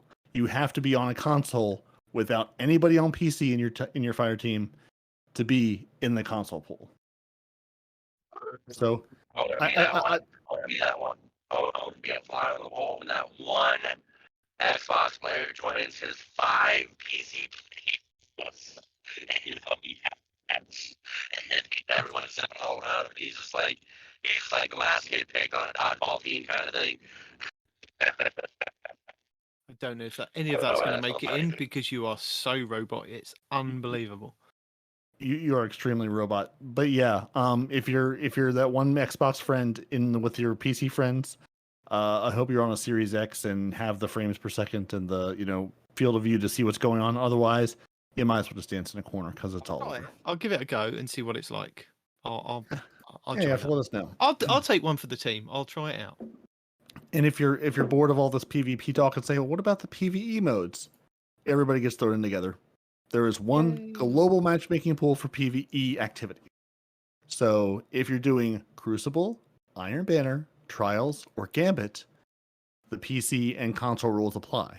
If you're doing regular PvE activity, strikes, raids, dungeons, all those things, you're all together. So you don't have to think who's on what platform. You can all play together and everybody's happy, which I sort of appreciate their simplicity going forward. As much difficulty as they seem to have about communicating like what the Bungie names will look like and some of the other changes, I appreciate there is no opt-in or opt-out for PvP. It's just, is there a PC person on your team, yes or no? If so, you're in the PC pool, and if not, you're not. And the PC players, they live in the PC world and can't come to console town. Period. Full stop. Which, I mean, that's kind of the way it should be if you're on a console. Like Respawn was saying, you don't want to be playing the people on PC, so now you don't have to if you don't want to. So, Peroty, if for say instance I want to, link up with some of my PC friends, if I have any of those left, or PlayStation friends, and we want to kind of do something, we want to do Crucible, or we want to do a raid, how are we going to communicate? Because apart from joining, the Two Titans and a Hunter Discord, where we've got like chat rooms set up for these kind of things, if you don't know about Discord and you haven't gotten an account, how are we going to go around chatting? How is this communication going to happen? You're going to call into your conference line. You're going to fire up Zoom because this is the year 2021 and everyone has Zoom. Link will be in the show notes for our Discord if you want to use our chat rooms. You do raise a good point. Yeah, chatting with friends. So, when crossplay releases, voice chat between platforms will not be enabled. So I know Fusco is asking about this. I'm sure other people have had the same question. How do we chat? Voice chat will not be enabled across platforms. They ran into some issues in the development. They're currently working on it to fix it, make it all ready, but it didn't work. So they were like, you can either have a broken experience or you can have a less broken experience by we just not giving it to you. By us just not giving it to you. God, sentences. So they considered delaying crossplay as a whole until that was ready, and then, no, that's a terrible idea because we want crossplay. We're foaming at the mouth to get the delicious crossplay into our lives. So you're going to have to find a better way to talk to your friends across platforms. So they're currently targeting a fix for the cross-platform voice chat in an update targeted for shortly after it goes live, but they don't have a specific, time or date for it. So they're not saying, winter, the nebulous winter for the name changes to go live, but just, shortly after this goes live. So basically when they fix it, they'll push the patch out. So it seems like it's close versus it's broken and we have no idea when we're going to. Yeah. So it could be one of those things that suddenly pops up within the first week. It could be something they've miraculously managed to kind of get going in the game, which is quite nice. But it could take a bit longer. Yeah, it'll be included in a hotfix somewhere. And we'll let you know about it. I guess either hotfix or download. We'll see what it requires to resolve. So they do see text chat as a critical tool for players communicating in our action MMO game. So at launch, text chat will still be available on Steam. From the launch through the Witch Queen, they'll be adding the text chat support for the consoles as well. So we'll start with displaying the text so the console players can at least see what their PC friends are text chatting about. And then Respawn, we will add USB keyboard support so that everyone can join in. Now note, USB keyboards will only be supported for text chat and will not be able to control your character. So closer, but yet no closer to being able to use mouse and keyboard. And the robot. Was disappointment. That was disappointment in the robot's voice there. It did seem like disappointment. It sounded like a Respawn rant, but it can't kind of rant enough. We can't hear a thing.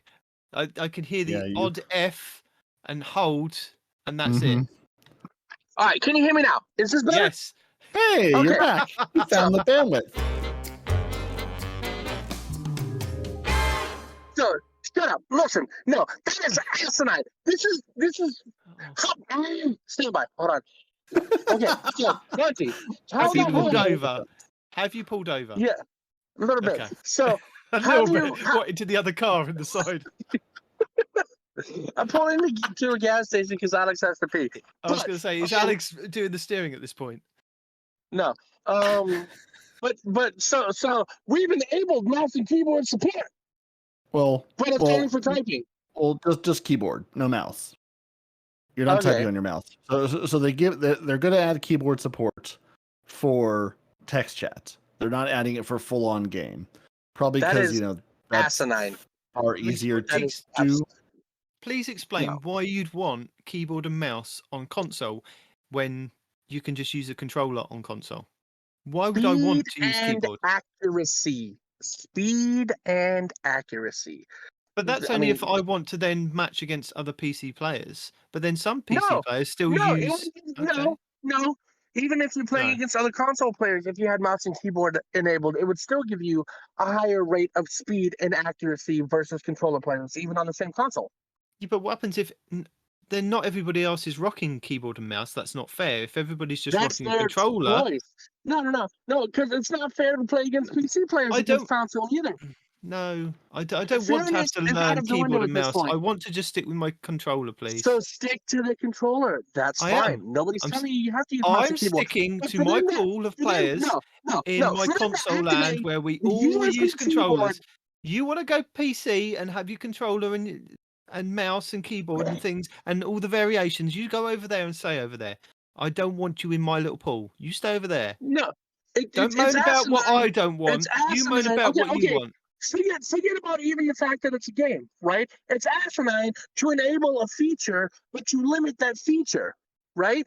We're going to enable USB mouse and keyboard. They're not enabling a feature and holding back on it. They're just saying, we'll allow you to do chat via text. And to do this, you can plug in a keyboard.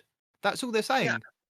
So they're enabling it for use, but they're restricting it in game for movement. I can just get one of those little chat pads that goes on the bottom of my controller if I want to do chatting with a little keyboard. They make code to restrict that function.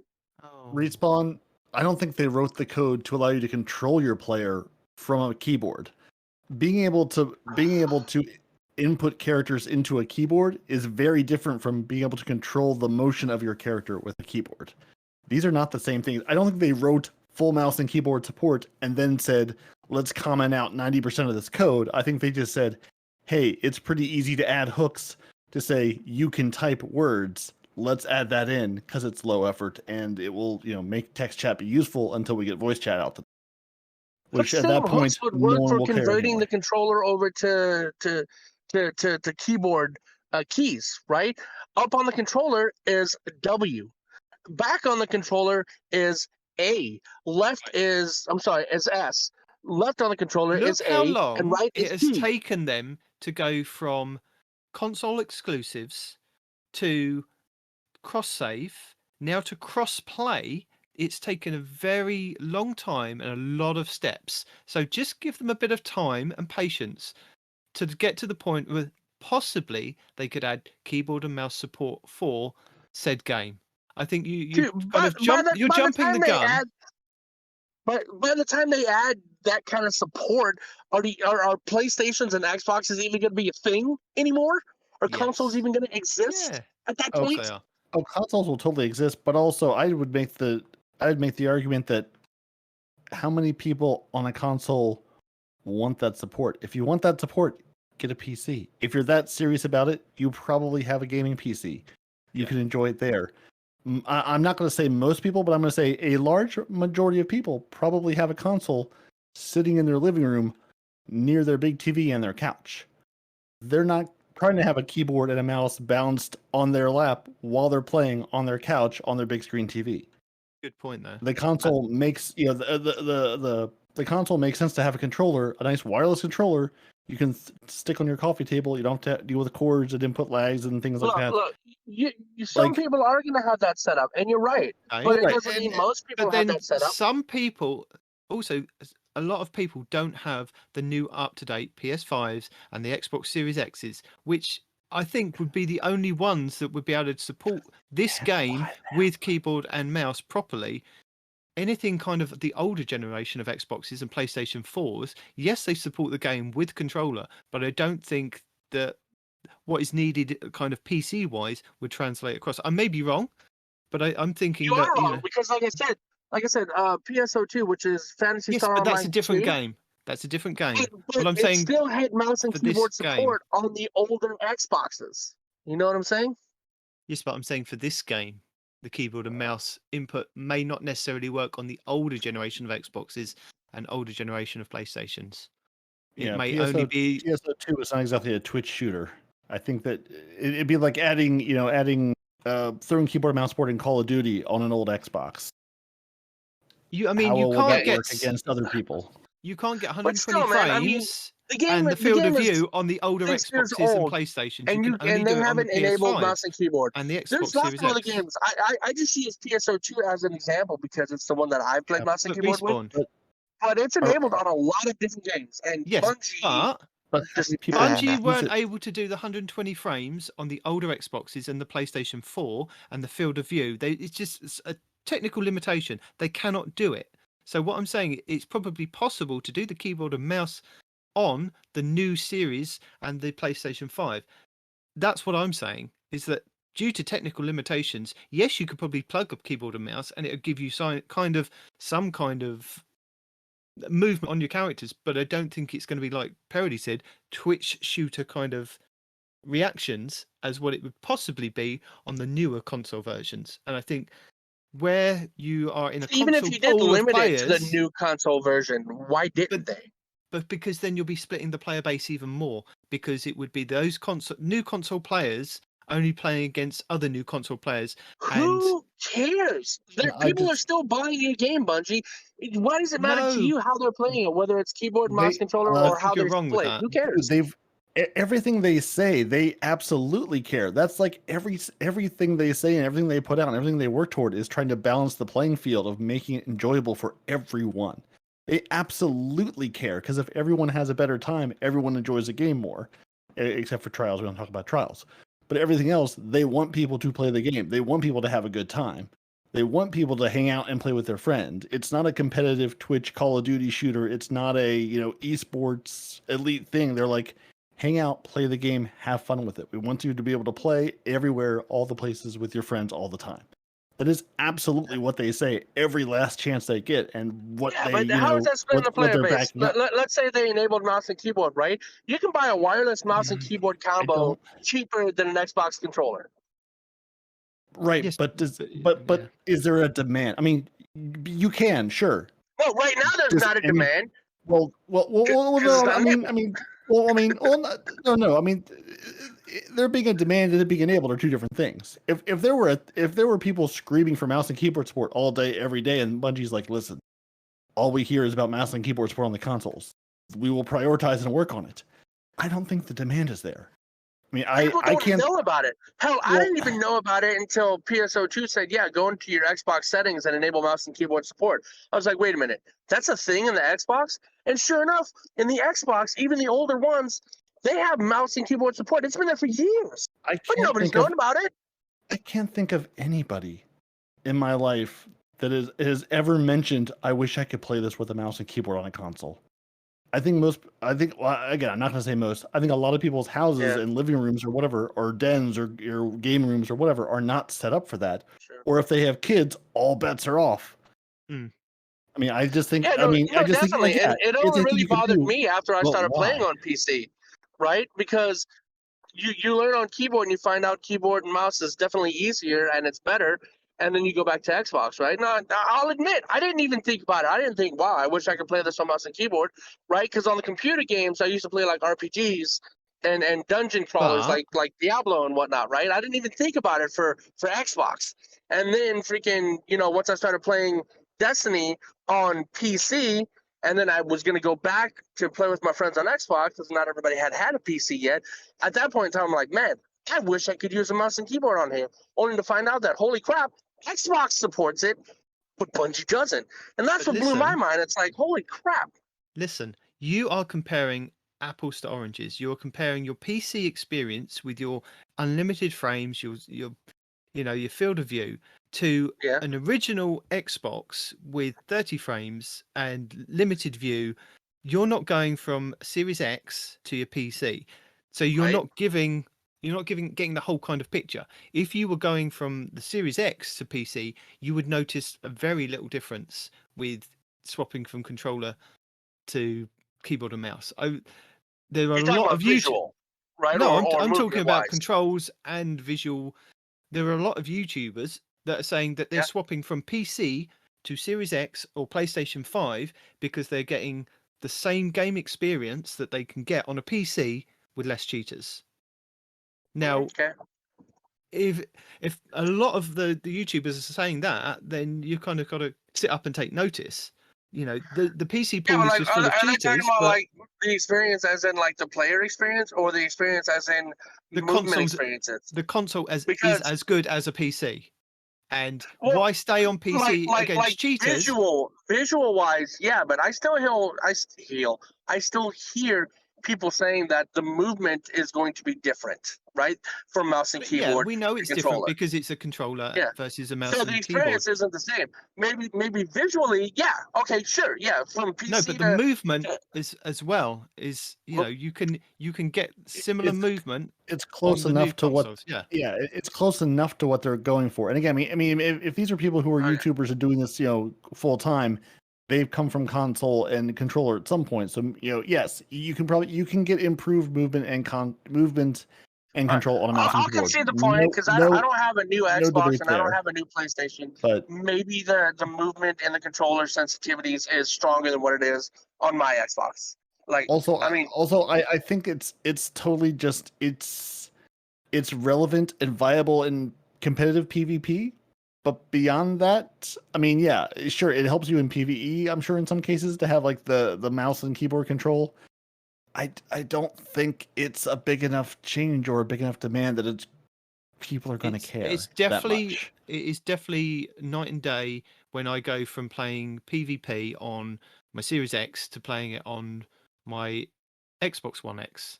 But even that is night and day with the frames and just the reflexes of people just coming around the corners and just destroying me.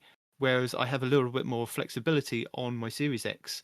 So I'll do anything kind of PvE wise on any of the other Xboxes in the house. But if I want to play PvP, I'm on the Series. That's it.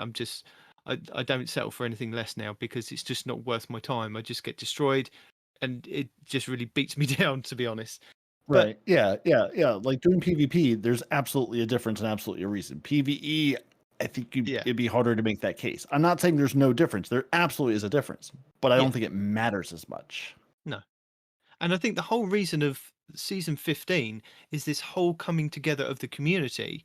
They don't want to then go, oh, okay, well, it's enabled keyboard and mouse for Series X and PlayStation. So you guys are going to be lumped in with PC, but you older generation consoles, you're going to be lumped in with Stadia. They want a bigger pool of players because they know there's not going to be as much content coming in the next whatever how many months we've got until the Witch Queen.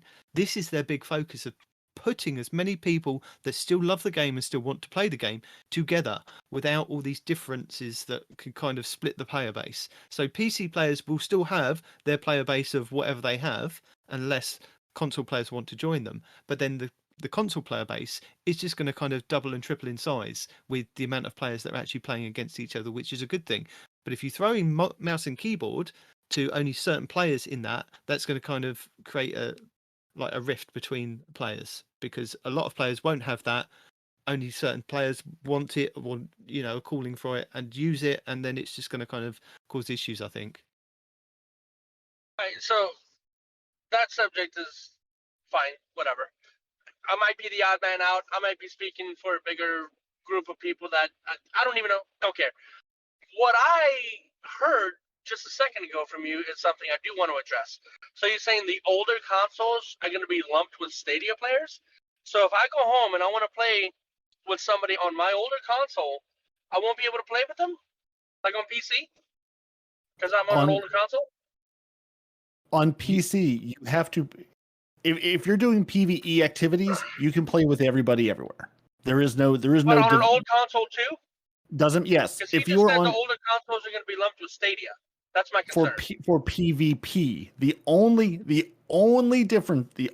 places in Destiny 2 that you will be, that this whole PC versus console thing even matters is Crucible, Trials, and Gambit and Iron Banner. I don't know why they call out Iron Banner and Trials, but basically, PvP, Crucible, Iron Banner, and Trials, and they throw Gambit into that, which I guess I can sort of understand, but that seems a little silly. But anyway, so if you're not doing anything under that red emblem of PvP or Gambit, if you're not under the red or the green icons on your director, everything else in the game, you're playing with everybody. It does not matter where they're coming from. It's only and that the includes the PvP older and consoles Gambit. was my question. Yes. Okay. Yes. Yeah. Gotcha. As long as as long as you're on some form of Xbox One and some form of PS4 and later and Stadia, you're all playing together and you're all playing with the PC folks for PvE activities. If you want to raid with a dude on Stadia, a dude on PC, and an original Xbox, you absolutely can. You can run that raid, you can run that dungeon, you can do all that stuff. There's no difference.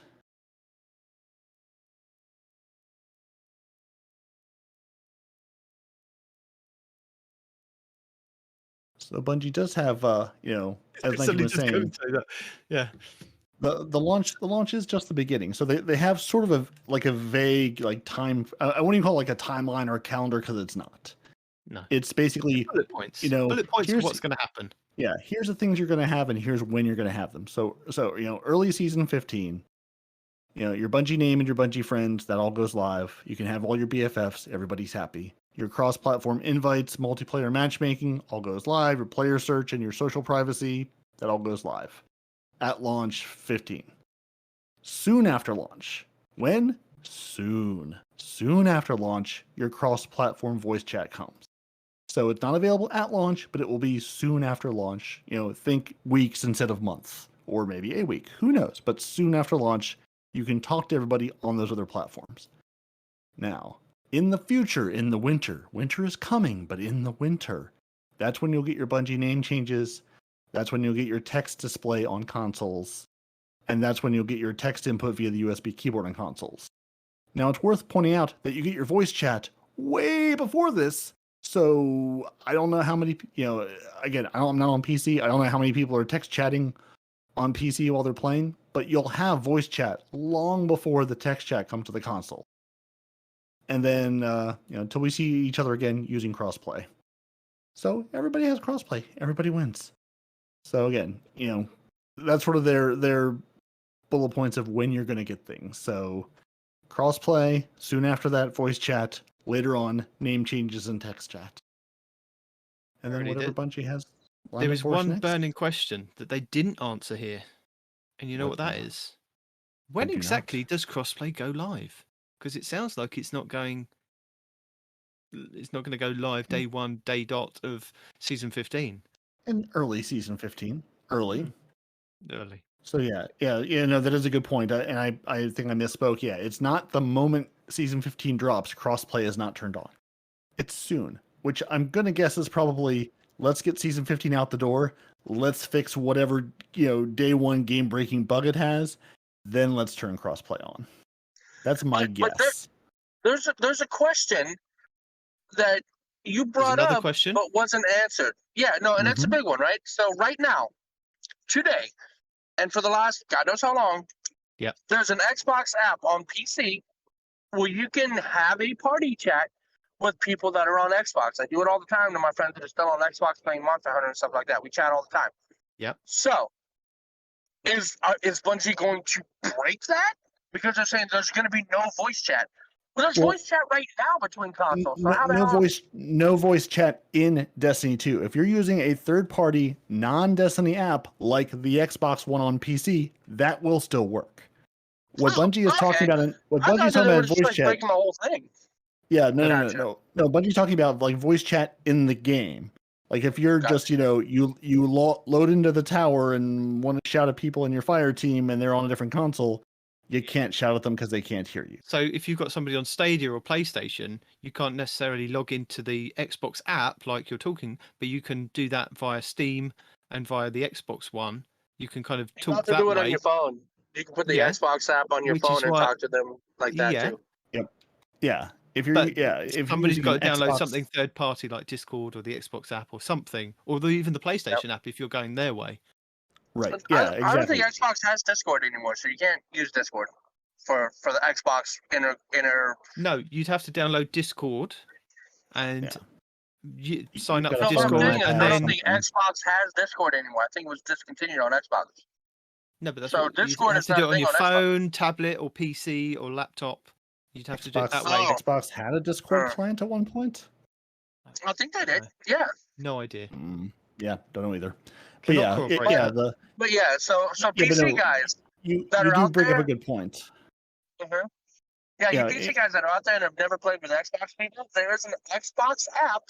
For you PC players that have never been on an Xbox or never had an Xbox, there is an Xbox app you can get on your PC, which will allow you to have text, Xbox text chat, Xbox voice chat, Xbox group chat, Xbox friend request, all that stuff. So if you want to communicate with friends that you have on Xbox, that is how you do it. Disclaimer, I guess, whatever, information, something. It's probably already preloaded into Windows 10. Enjoy it, use it, love it. Yeah, but Respawn does bring up a really good point. If you're using, if you're already using a system to chat with people outside of Destiny, the Xbox One, a PlayStation powered one, a Discord. If you're on Skype, if you call your friend using their telephone number, that will all still work. Anything you're using today is not going to stop working. You just can't use the in-game system to talk with people on different consoles because they haven't built that yet. Haven't released it yet. Yeah. So if you're talking to people other ways, that's still going to work.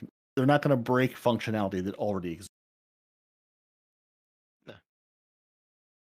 So sign up for your Discord, sign up for your other accounts, and then you can I'd go mainly with Discord because I think that's where a lot of people have kind of gravitated towards, PC wise and Xbox wise, have kind of created Discords or joined Discords so that they can chat with people on other platforms. And I think it's going to be the way going forward until Bungie can kind of sort out their thing, because it just sounds like it's going to be in-game chat rather than a party chat, which can sometimes be a bit choppy on various different consoles. From what I've heard, PlayStation have had issues.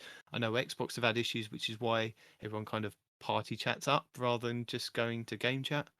So yeah, that's a good point. I was just thinking about, I wonder if that was the other thought which is bouncing around my brain is because I can't remember the last time I used the actual game chat because you're right it has audio issues. It does not sound as good as if you're on Xbox and invite someone to an Xbox Live party and then you can talk that way and that'll work fine. Like Respawn said, if you're on Xbox and PC because they're both Microsoft things, they can get access to that app and log in and you're good. If you're inviting your Stadia friends or your PlayStation friends to that party, is that going to work across things? Because that involves Microsoft and Sony to make some of that work, I'm going to guess. So you're right back to Discord again. So yeah. I think Discord's a safe bet for now anyway. Yeah. Discord, FaceTime, whatever you want to use. Yeah. MySpace. Mm-hmm. Just Skype, just Skype your friends. Do. Time to raid. No, so Nitedemon. Before we raid, it's time for other stuff. It's time to fly that banner, buddy. One last time this season. Well, just this season, yeah. So Lord Saladin is returning next week, as I told you last week. He's going to return because I think I've got this inbuilt sense now that I know when Iron Banner's coming. I can feel the hype. Feel it. The wind has changed. Yes, the winds have changed. What's that? Iron Banner is coming. The Saladin is on the breeze. He's coming like I'm the Highlander. There can only be one. I can, yes. So apparently you've nearly had a full season to reach the pinnacle cap, but Iron Banner bounties will still be available for those looking to catch up.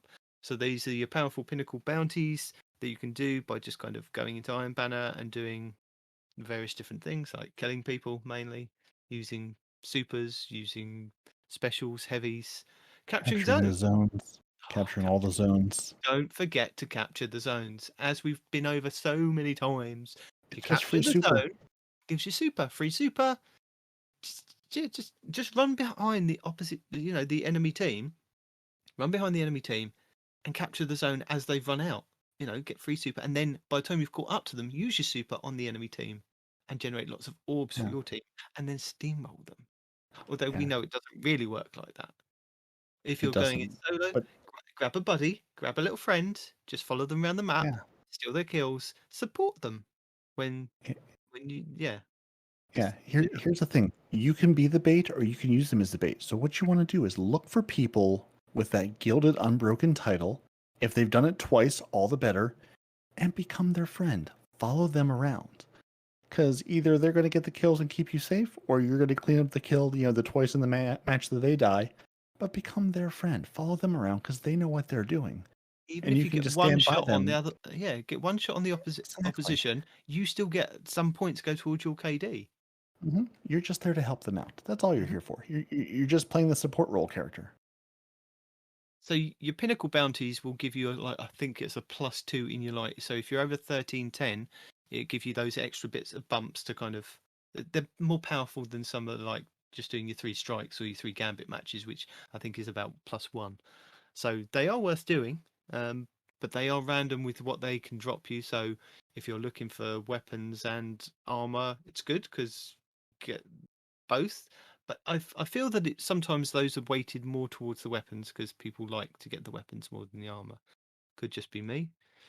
But Iron Banner starts at 10 a.m. Pacific Standard Time on August 3rd and ends at the same time on August 10th the following week.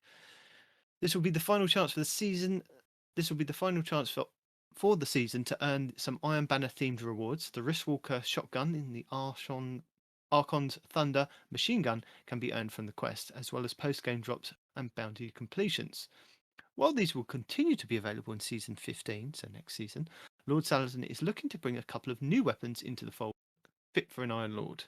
So that sounds good, that we're getting some more weapons. Hopefully they're going to be in the similar style as the Wristwalker and the Archon's Thunder.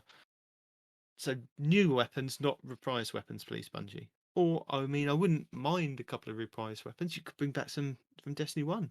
There were some good ones. There was also some good armour, Destiny 1. Just like to remind you. A couple of good sets. There was a wolf's head on a hunter and glowing chest pieces for Titans. And just throwing that out there, good ornaments there. So, all right, enough teasing. We have some points to capture. See you on Tuesday. We know where Nitedemon will be. Yeah, I'll be there. If my wife lets me. So the Bungie Foundation update. Their giving campaign total. You all gave a lot of money. Good job, everyone. So before Bungie goes any further, they just want to take a moment to celebrate. When it comes to caring for the world at large, time and time again, you Guardians blow their expectations out of the water. Earlier this month, we hosted the Bungie Foundation Giving Campaign, and the Bungie Foundation has an update on how much you gave. Spoiler alert, it was a lot. So earlier this month, we celebrated Bungie Day, a beloved tradition that celebrates the best of our community, the camaraderie, the competition, and the care that you all have for one another. This year, we invited you to incorporate charitable giving into the festivities, and you all stepped up in a big way. Because of each of you, we raised $822,000.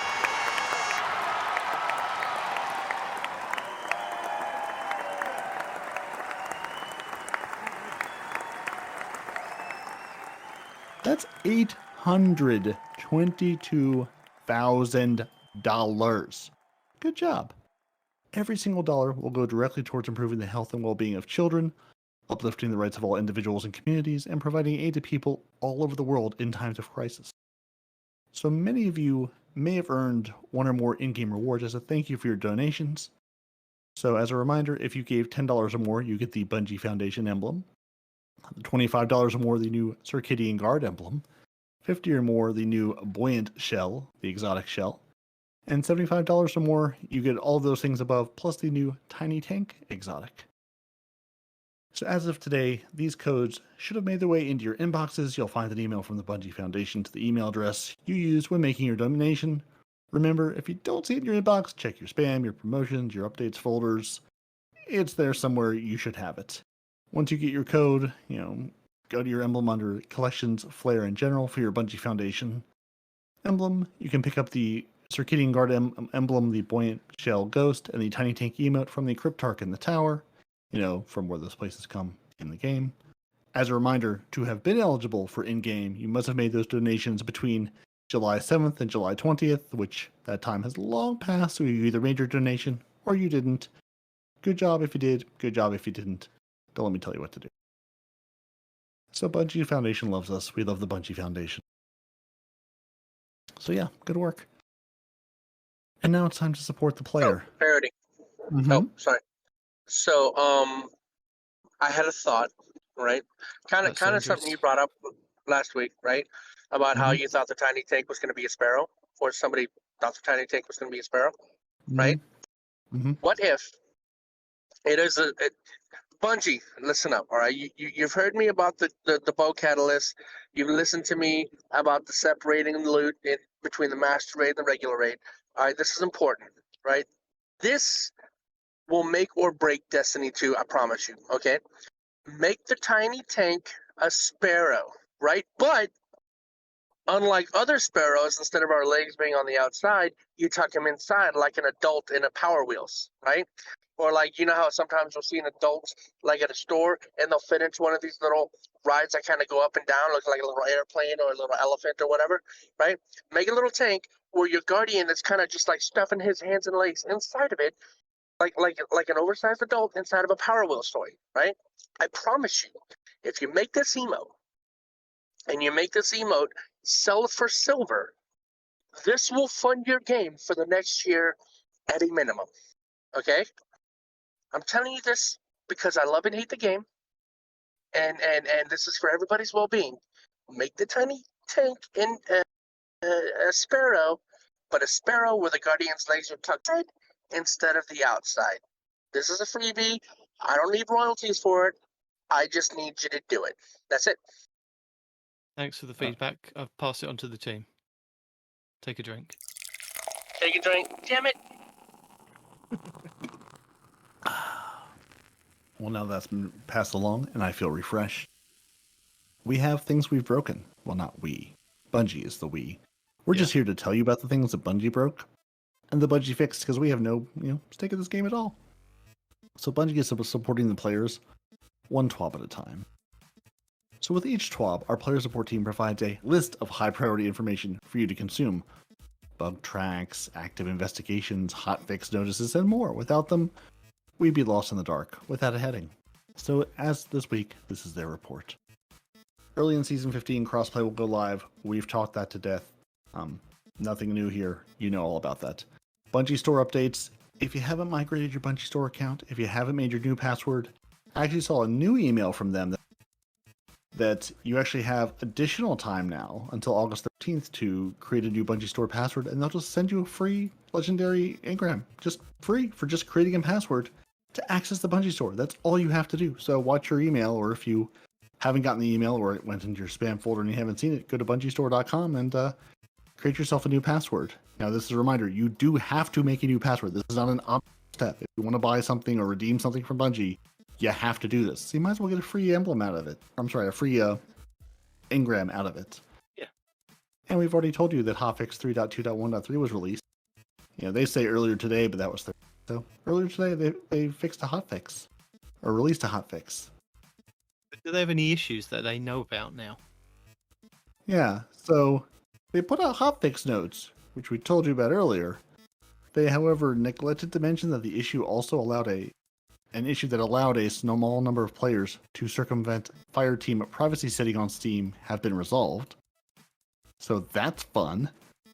So missed that in the notes from the other patch. So yeah, if you were one of the people who were seeing issues about people circumventing the Fireteam privacy settings on Steam, that's also fixed in the hotfix that went out this week. Yeah. Everything else they told us about elsewhere. So as always, there's some known issues. So guys, if you're trying to use your Prefectus cloak ornament, and you have, I don't know, a helmet, there's a visual issue with the helmet when using that particular cloak ornament. If your Bombardier bomb detonations, they deal no damage to active supers. So if you're thinking, I'm going to kill this person in active super with your Bombardier bombs, no, you're not. The Metro Shift shader may not unlock when purchasing the Year 1 shader bundle. No real loss there. And video settings that may have been turned off revert when starting Destiny 2. Doesn't say on what platforms or what things, so if your video settings look weird since you played the game last, Destiny may have reverted this for you. You're welcome. So those are the high priority issues. As always, we'll link the full known issues list, because there's always so many more known issues that they don't tell us every week. Things break, they fix them, everyone moves on with life. And then we have movies, we have Titans hitting peoples with swords, we have Destiny, The Saint 2021 exclusive sneak peek trailer, and the beautiful artwork of, a Titan in a bubble about to be eaten by gigantic, wrathful gods, and a hunter doing hunter things, because that's what hunters do. So, as he's driving and can't do reading, I suppose one of us, me, I guess, will have to do a Respawn's Report Roundup. I suppose so. So, I'm going to call it the Nitedemon News. Yeah, so, very fittingly, DMG is now on his way to and Respawn is in the road. So, see, DMG's traveling, Respawn traveling, everyone's traveling this weekend. And now we take you from the chopper to Nitedemon back in the studio with Nitedemon News.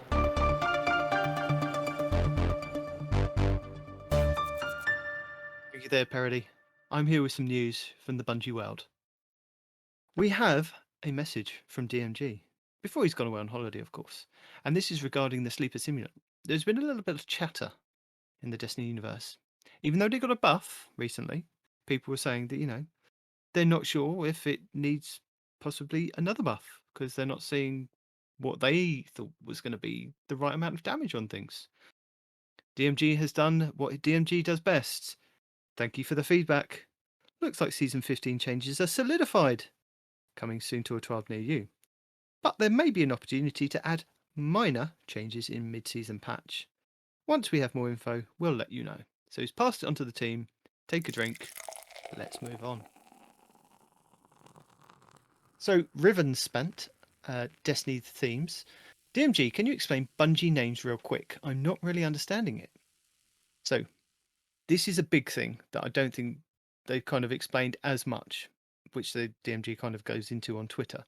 So once crossplay is live, sign in on the platform with the name you want. So if, for say instance, you are called I am Respawn God of hell on earth on PlayStation, you want that as your name on Bungie, on your Destiny, sign in on that platform. If you want no one respawns in real life, sign in on your Xbox. If you want I am the king of all titans respawn on your Stadia, sign in on that one. You just pick whichever one you want. What Bungie will do is they'll pull that name and convert it into a Bungie name, and later on they'll introduce ways of changing your name. So that's interesting. If you've got a different name on a different platform and you want to use that one, sign in on that one when it all goes live, and they will use that one. And it's also worth mentioning, I saw later on that thread, someone was like, can you use capitals and lower cases and whatever? So it's like, yes, they're not, limiting you like to just lowercase numbers or something, or just lowercase letters.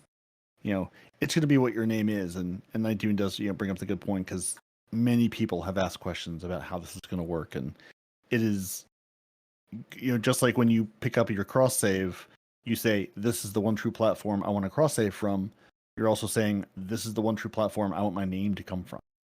So, yeah, choose wisely. Unless they're all the same everywhere.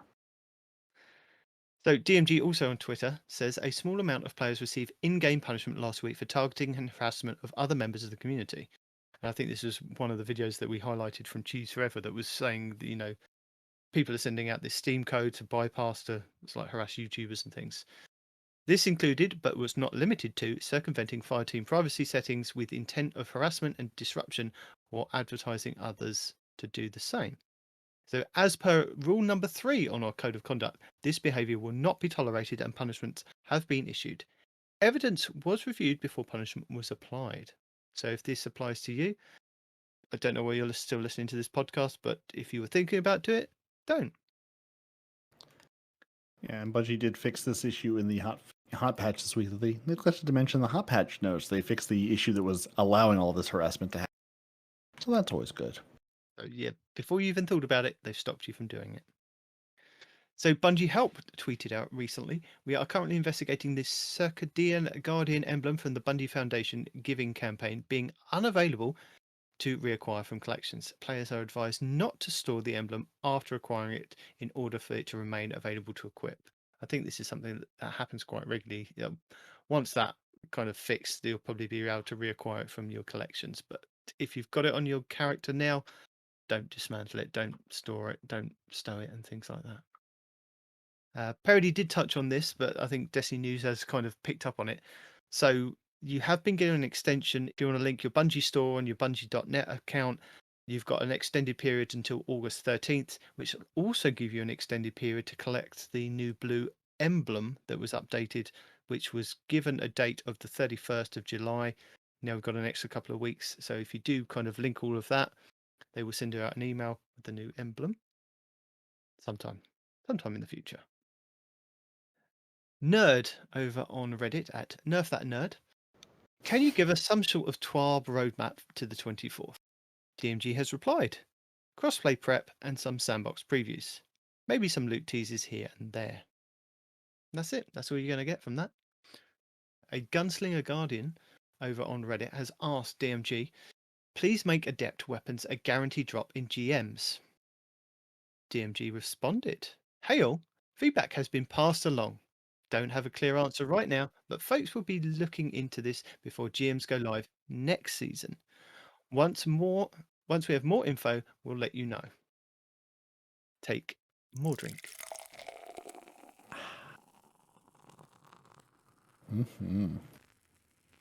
Lily Mossy 10 over on Reddit has also asked, there needs to be a way to target farm Dreaming City weapons, because I think this was something that Respawn was asking about the other week when he wanted his Tiger Spite. DMG has responded to you, Respawn, under the pseudonym of LilyMoss10. Sorry, LilyMoss_10. Or no one respawns in real life. Hey y'all, thanks for the feedback. At this time, unable to make any promises for changes due to Dreaming City loot acquisition. While the team has had some time to reissue the weapons, it's looking like the team is in full steam ahead on future content. We'll continue to pass along the feedback, take a drink, but I want to set a clear expectation. No changes are planned in the short term, and there may not be for some time.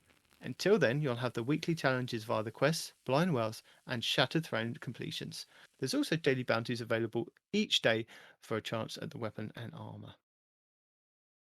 And that has been your Night Demon news this week. We've heard you were thinking about it, but not real hard.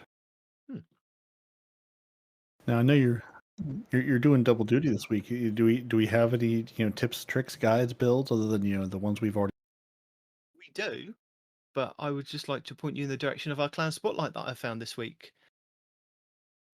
I'm kind of hungry, and the show is kind of run its course now. I think I need a new snack, so I believe what I'm going to need is some sort of utensil. I think maybe a fork. So if you too need a fork, worship the fork. Join the followers of the fork. We are looking to be an active clan with active members and memers. Active memers and members. Not a typo. They want your means and your members. We've got such a great channels, such as Fork Appreciation. That's it. Learn all about forks. We'll be doing weekly raids and Iron Banner when it's here, obviously. So if you're interested, here's a link to the clan below. And now they don't say you need to bring your own fork or submit pictures of forks or create a meme based on forks, but I really feel like that could help your chances to grow and rise up into the ranks of the followers of the fork. So as always, we'll link their clan in the show notes. So if you want to be a follower of the fork, they're on PC. So get your PC, become a fork follower, and then you'll have ways to eat your snacks and follow forks all around the world. So, is it just the neutral chaos in me, or does anybody else find it absolutely hilarious with just random names, right? Even if the name isn't funny, right? But just something completely random, like the followers of the fork, right? First of all, it's amazing. I love it. Keep it up. But it's not even a funny name. It's just random. They put a bunch of words in a hat. They did day on a computer search engine or something, and just took the first two words, followers and fork, and made a name out of it. Right? I love it. It's great. If you don't like the randomness, if you don't find it hilarious or whatever, that's fine. But personally, I do. Keep the funniness, keep the randomness, and approved. Good job. Yeah. So if you would like to join both the Basement Child and the founder on 1995 Mazda Miata MX-5, you should join the followers of the fork. And now, has he gone away again? Or is it time for a roundup? Or is there going to be a list of things I've watched on YouTube this week? Or really, if we're being honest with ourselves, opened on YouTube, have a string of tabs open that still sits there from when I opened them many, many days ago, intending to get to, but never quite actually finding the time to watch. I have watched a few things on YouTube. Not much, because there doesn't seem to be anything. There doesn't seem to be too much kind of Destiny focus that we kind of haven't already covered. There's a few builds, there's a few weapon highlights, but it's the end of the season, and I think a lot of people kind of we're playing other stuff. Apart from us. Exactly. But as I talked about earlier, talking about consoles with keyboard and mouse inputs and things, there is the complete controller/console guide for Destiny 2, and this is by Shadow Destiny. And he goes over a lot of cool tips of how to kind of master your movement on console with different settings and things. And I found it really interesting, and I thought I'll point this in people's directions, because this was a few things I kind of need to tweak on my console settings, like different button settings and things like that, to maybe help improve. I mean, I've got to learn a different way of playing, but it may improve my KD, may not, may just make it worse, but maybe it'll help somebody. So I thought I'd kind of point people in the direction of that. The guys over at TDT have got a really cool video this week of one of the most synergistic loadouts I've ever seen. And it's not just one loadout, there's about 4 in there. And they are loadouts that they did a community stream about a week ago, and their community suggested different builds and weapons and exotics to pair with them, and some of them are really good. Aeon Swifts. Who would have thought Aeon, whatever they are, for the Warlocks and the Vigilance Wing exotic pulse rifle, apparently triggers buffs when you're playing control and any of your team die with this certain kind of with one of the mods on there. I can't remember which one it was, but I found it really interesting. I thought, oh, this is good. I'll point people in the direction of this one. There's a couple of silly builds in there as well that people suggested that they try out, and it's kind of why would you bother kind of doing that? But good fun to watch. So might Froggy. that Aeon build be a good one for upcoming Iron Banner? Procs when your team dies in a control game mode, which Yes. seems like what Iron Banner is. Yes, I'm going to go and look at it. I mean, I've got to pull out the Aeon, whatever it is, for the Warlocks out of my collections because those things immediately get sharded. But, it may be one kind of to look at. So wait, are you telling me you don't have a single Aeon anything in your vault? No. Or just not for the Warlock? Oh. Just not at all. I've had them. I've sharded them. We found something that even Nitedemon couldn't justify keeping. Bungie, that's some good work right there. You found the thing that even Nitedemon is like, no, I'm sorry, I can't dedicate a single space you're not to you. worthy. You are And not worthy. What's funny is I have a couple of rolls of Aeon whatever's for the Hunter in my vault just because 2 seasons ago people were talking about how they're getting buffed. So I've kept decent rolls on a couple of them. And even I've got those in my vault, but not Nitedemon. Holy crap! I also haven't got that the Scars helmet for the Titan yet. I just can't bring myself to go and get that. I'm not getting that either. I've got 3 or 4 of them because it keeps dropping one after I Look did at the first you. one. And I'm going, why do I need this? There's no world when this is going to be useful to me, Bungie. So our friend Froggy618157725 has a really cool video this week. Definitely Deacon not approved. It's 37 minutes and 19 seconds long, but it's an out of bounds speciality. This is going from the Last Wish raid to the Shattered Throne, and using a lot of out of bounds higgery jiggery pokery things, but very well explained in his smooth froggy voice that he does. It was amazing to watch. I don't know how they figure these things out, how to kind of get through these maps to kind of do these different things to get to different areas. And I mean, props to Froggy and all the effort that he puts in with the guys that he works with. It's worth watching anyway. Have a look at that one. Now, we talked about it in a post from DMG. Is Sleeper Simulant finally good again?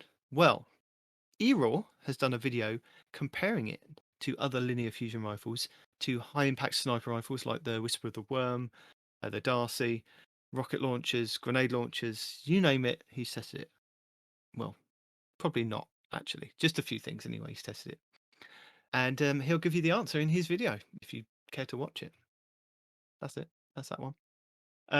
iCrossbolt has got a video which is titled "People Will Cry for This to Get Nerfed: Infinite One-Shot Sticky Grenades."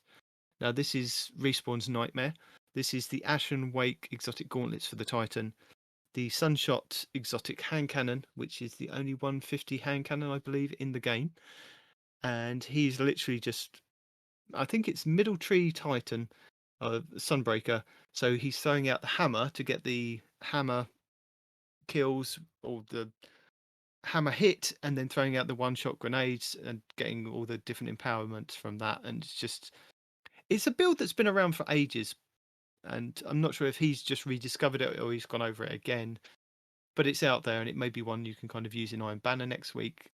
I did try it out again. It's a good bit of fun. So yeah, there is that one. So last week, Robert was asking from our Clan Spotlight about different builds for hunters, and luckily, Crazy Mr. Pips has put out his ultimate bow build for easy trials wins, and it's his main build. And he's kind of really refined what he's doing with Le Monarch and the Oathkeepers. And he's changed his hand cannon. I think it's to the old fashioned now. But he goes into great detail and great length of how he set his hunter up for competitive PvP. So I thought I'd kind of throw that back out there for anybody that is looking to do that, because this is the one build that I do love to use on my hunter, and I'll probably kind of see if I can tweak it to reasonably very similar to him, give and take a few armor pieces, but it's worth a watch. Destiny Fun Police this week has got a couple of cool videos. He has a Cerberus +1. This is the exotic auto rifle that shoots like a shotgun, and he's using it on a stasis build, Titan. So he's, with the different setups with the aspects and fragments, he's able to kind of shoot the crystals and get empowerment. And because of, I think he's using the chest piece, the exotic chest piece, the Heart of Innermost Light, throwing down a barricade, throwing up a grenade wall, shooting those, he's getting kind of an empowered buff from that, and he's kind of taking people out like non-stop. But this is kind of Destiny Fun Police. He's really good at the game. He's a really good Titan, but it's definitely worth a watch if you want to kind of maybe use it in Iron Banner next week just to troll some people and have a bit of fun with loads of ice walls and killing people. So, and the second video that he did this week was testing all supers versus the Banner Shield, because the Banner Shield is kind of acting up recently. Apparently, there's and I think the main reason he kind of tested it was because there's been a lot of Chaos Reach Warlocks in PvP and a lot of competitive PvP, like going up against 3 in trials and things like that. And he's pointed out that if you're using a Banner Shield Titan, you literally take no damage from these Chaos Reach Warlocks, which is really good. And then there's a couple of other supers that kind of bounce back off, especially the Hunters with their Stick of Doom. Just don't even bother. Don't go near the Banner Shield.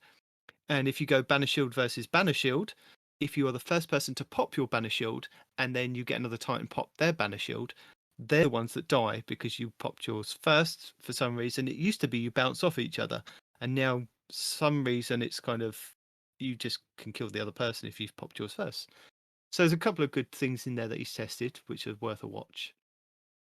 And then Cool Guy this week has kind of gone back on what he was saying a couple of weeks ago with the palindrome hand cannon and why you'd need a good adept rangefinder palindrome from doing the Grandmasters, and having rangefinder on it with a lot of other range perks. And the one that he's got is it's just tripped out with range. He's got rangefinder, he's got a range masterwork, and the barrel perks and everything is just kind of synergized. It looks literally, the impact, the range, and the stability all look like one straight line going down it for the one that he has. It's ridiculous that you can kind of get this hand cannon.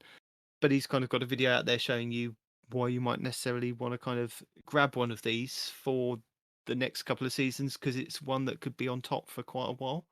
So if you want to check that out, go and see that. And that's it. That's all my tips, tricks, guides, and builds this week.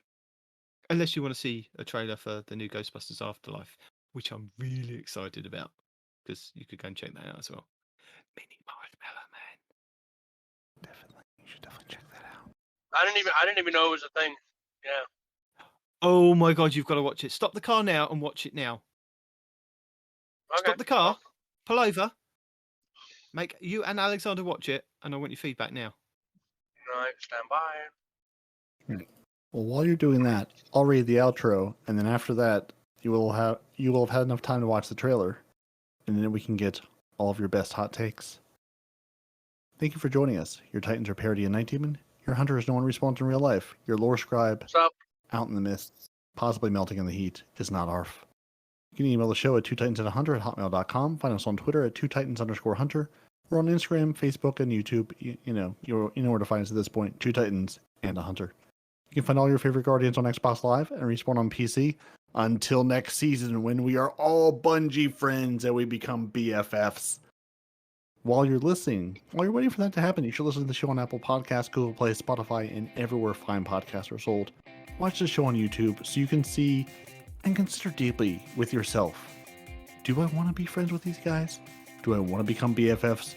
Do I trust them and their prowess in all things PvE, PvP, and Destiny? With that, gents, say goodbye. Oh, and don't forget to join our Discord if you want to do chatting. Also, deuces? Question mark? Bye.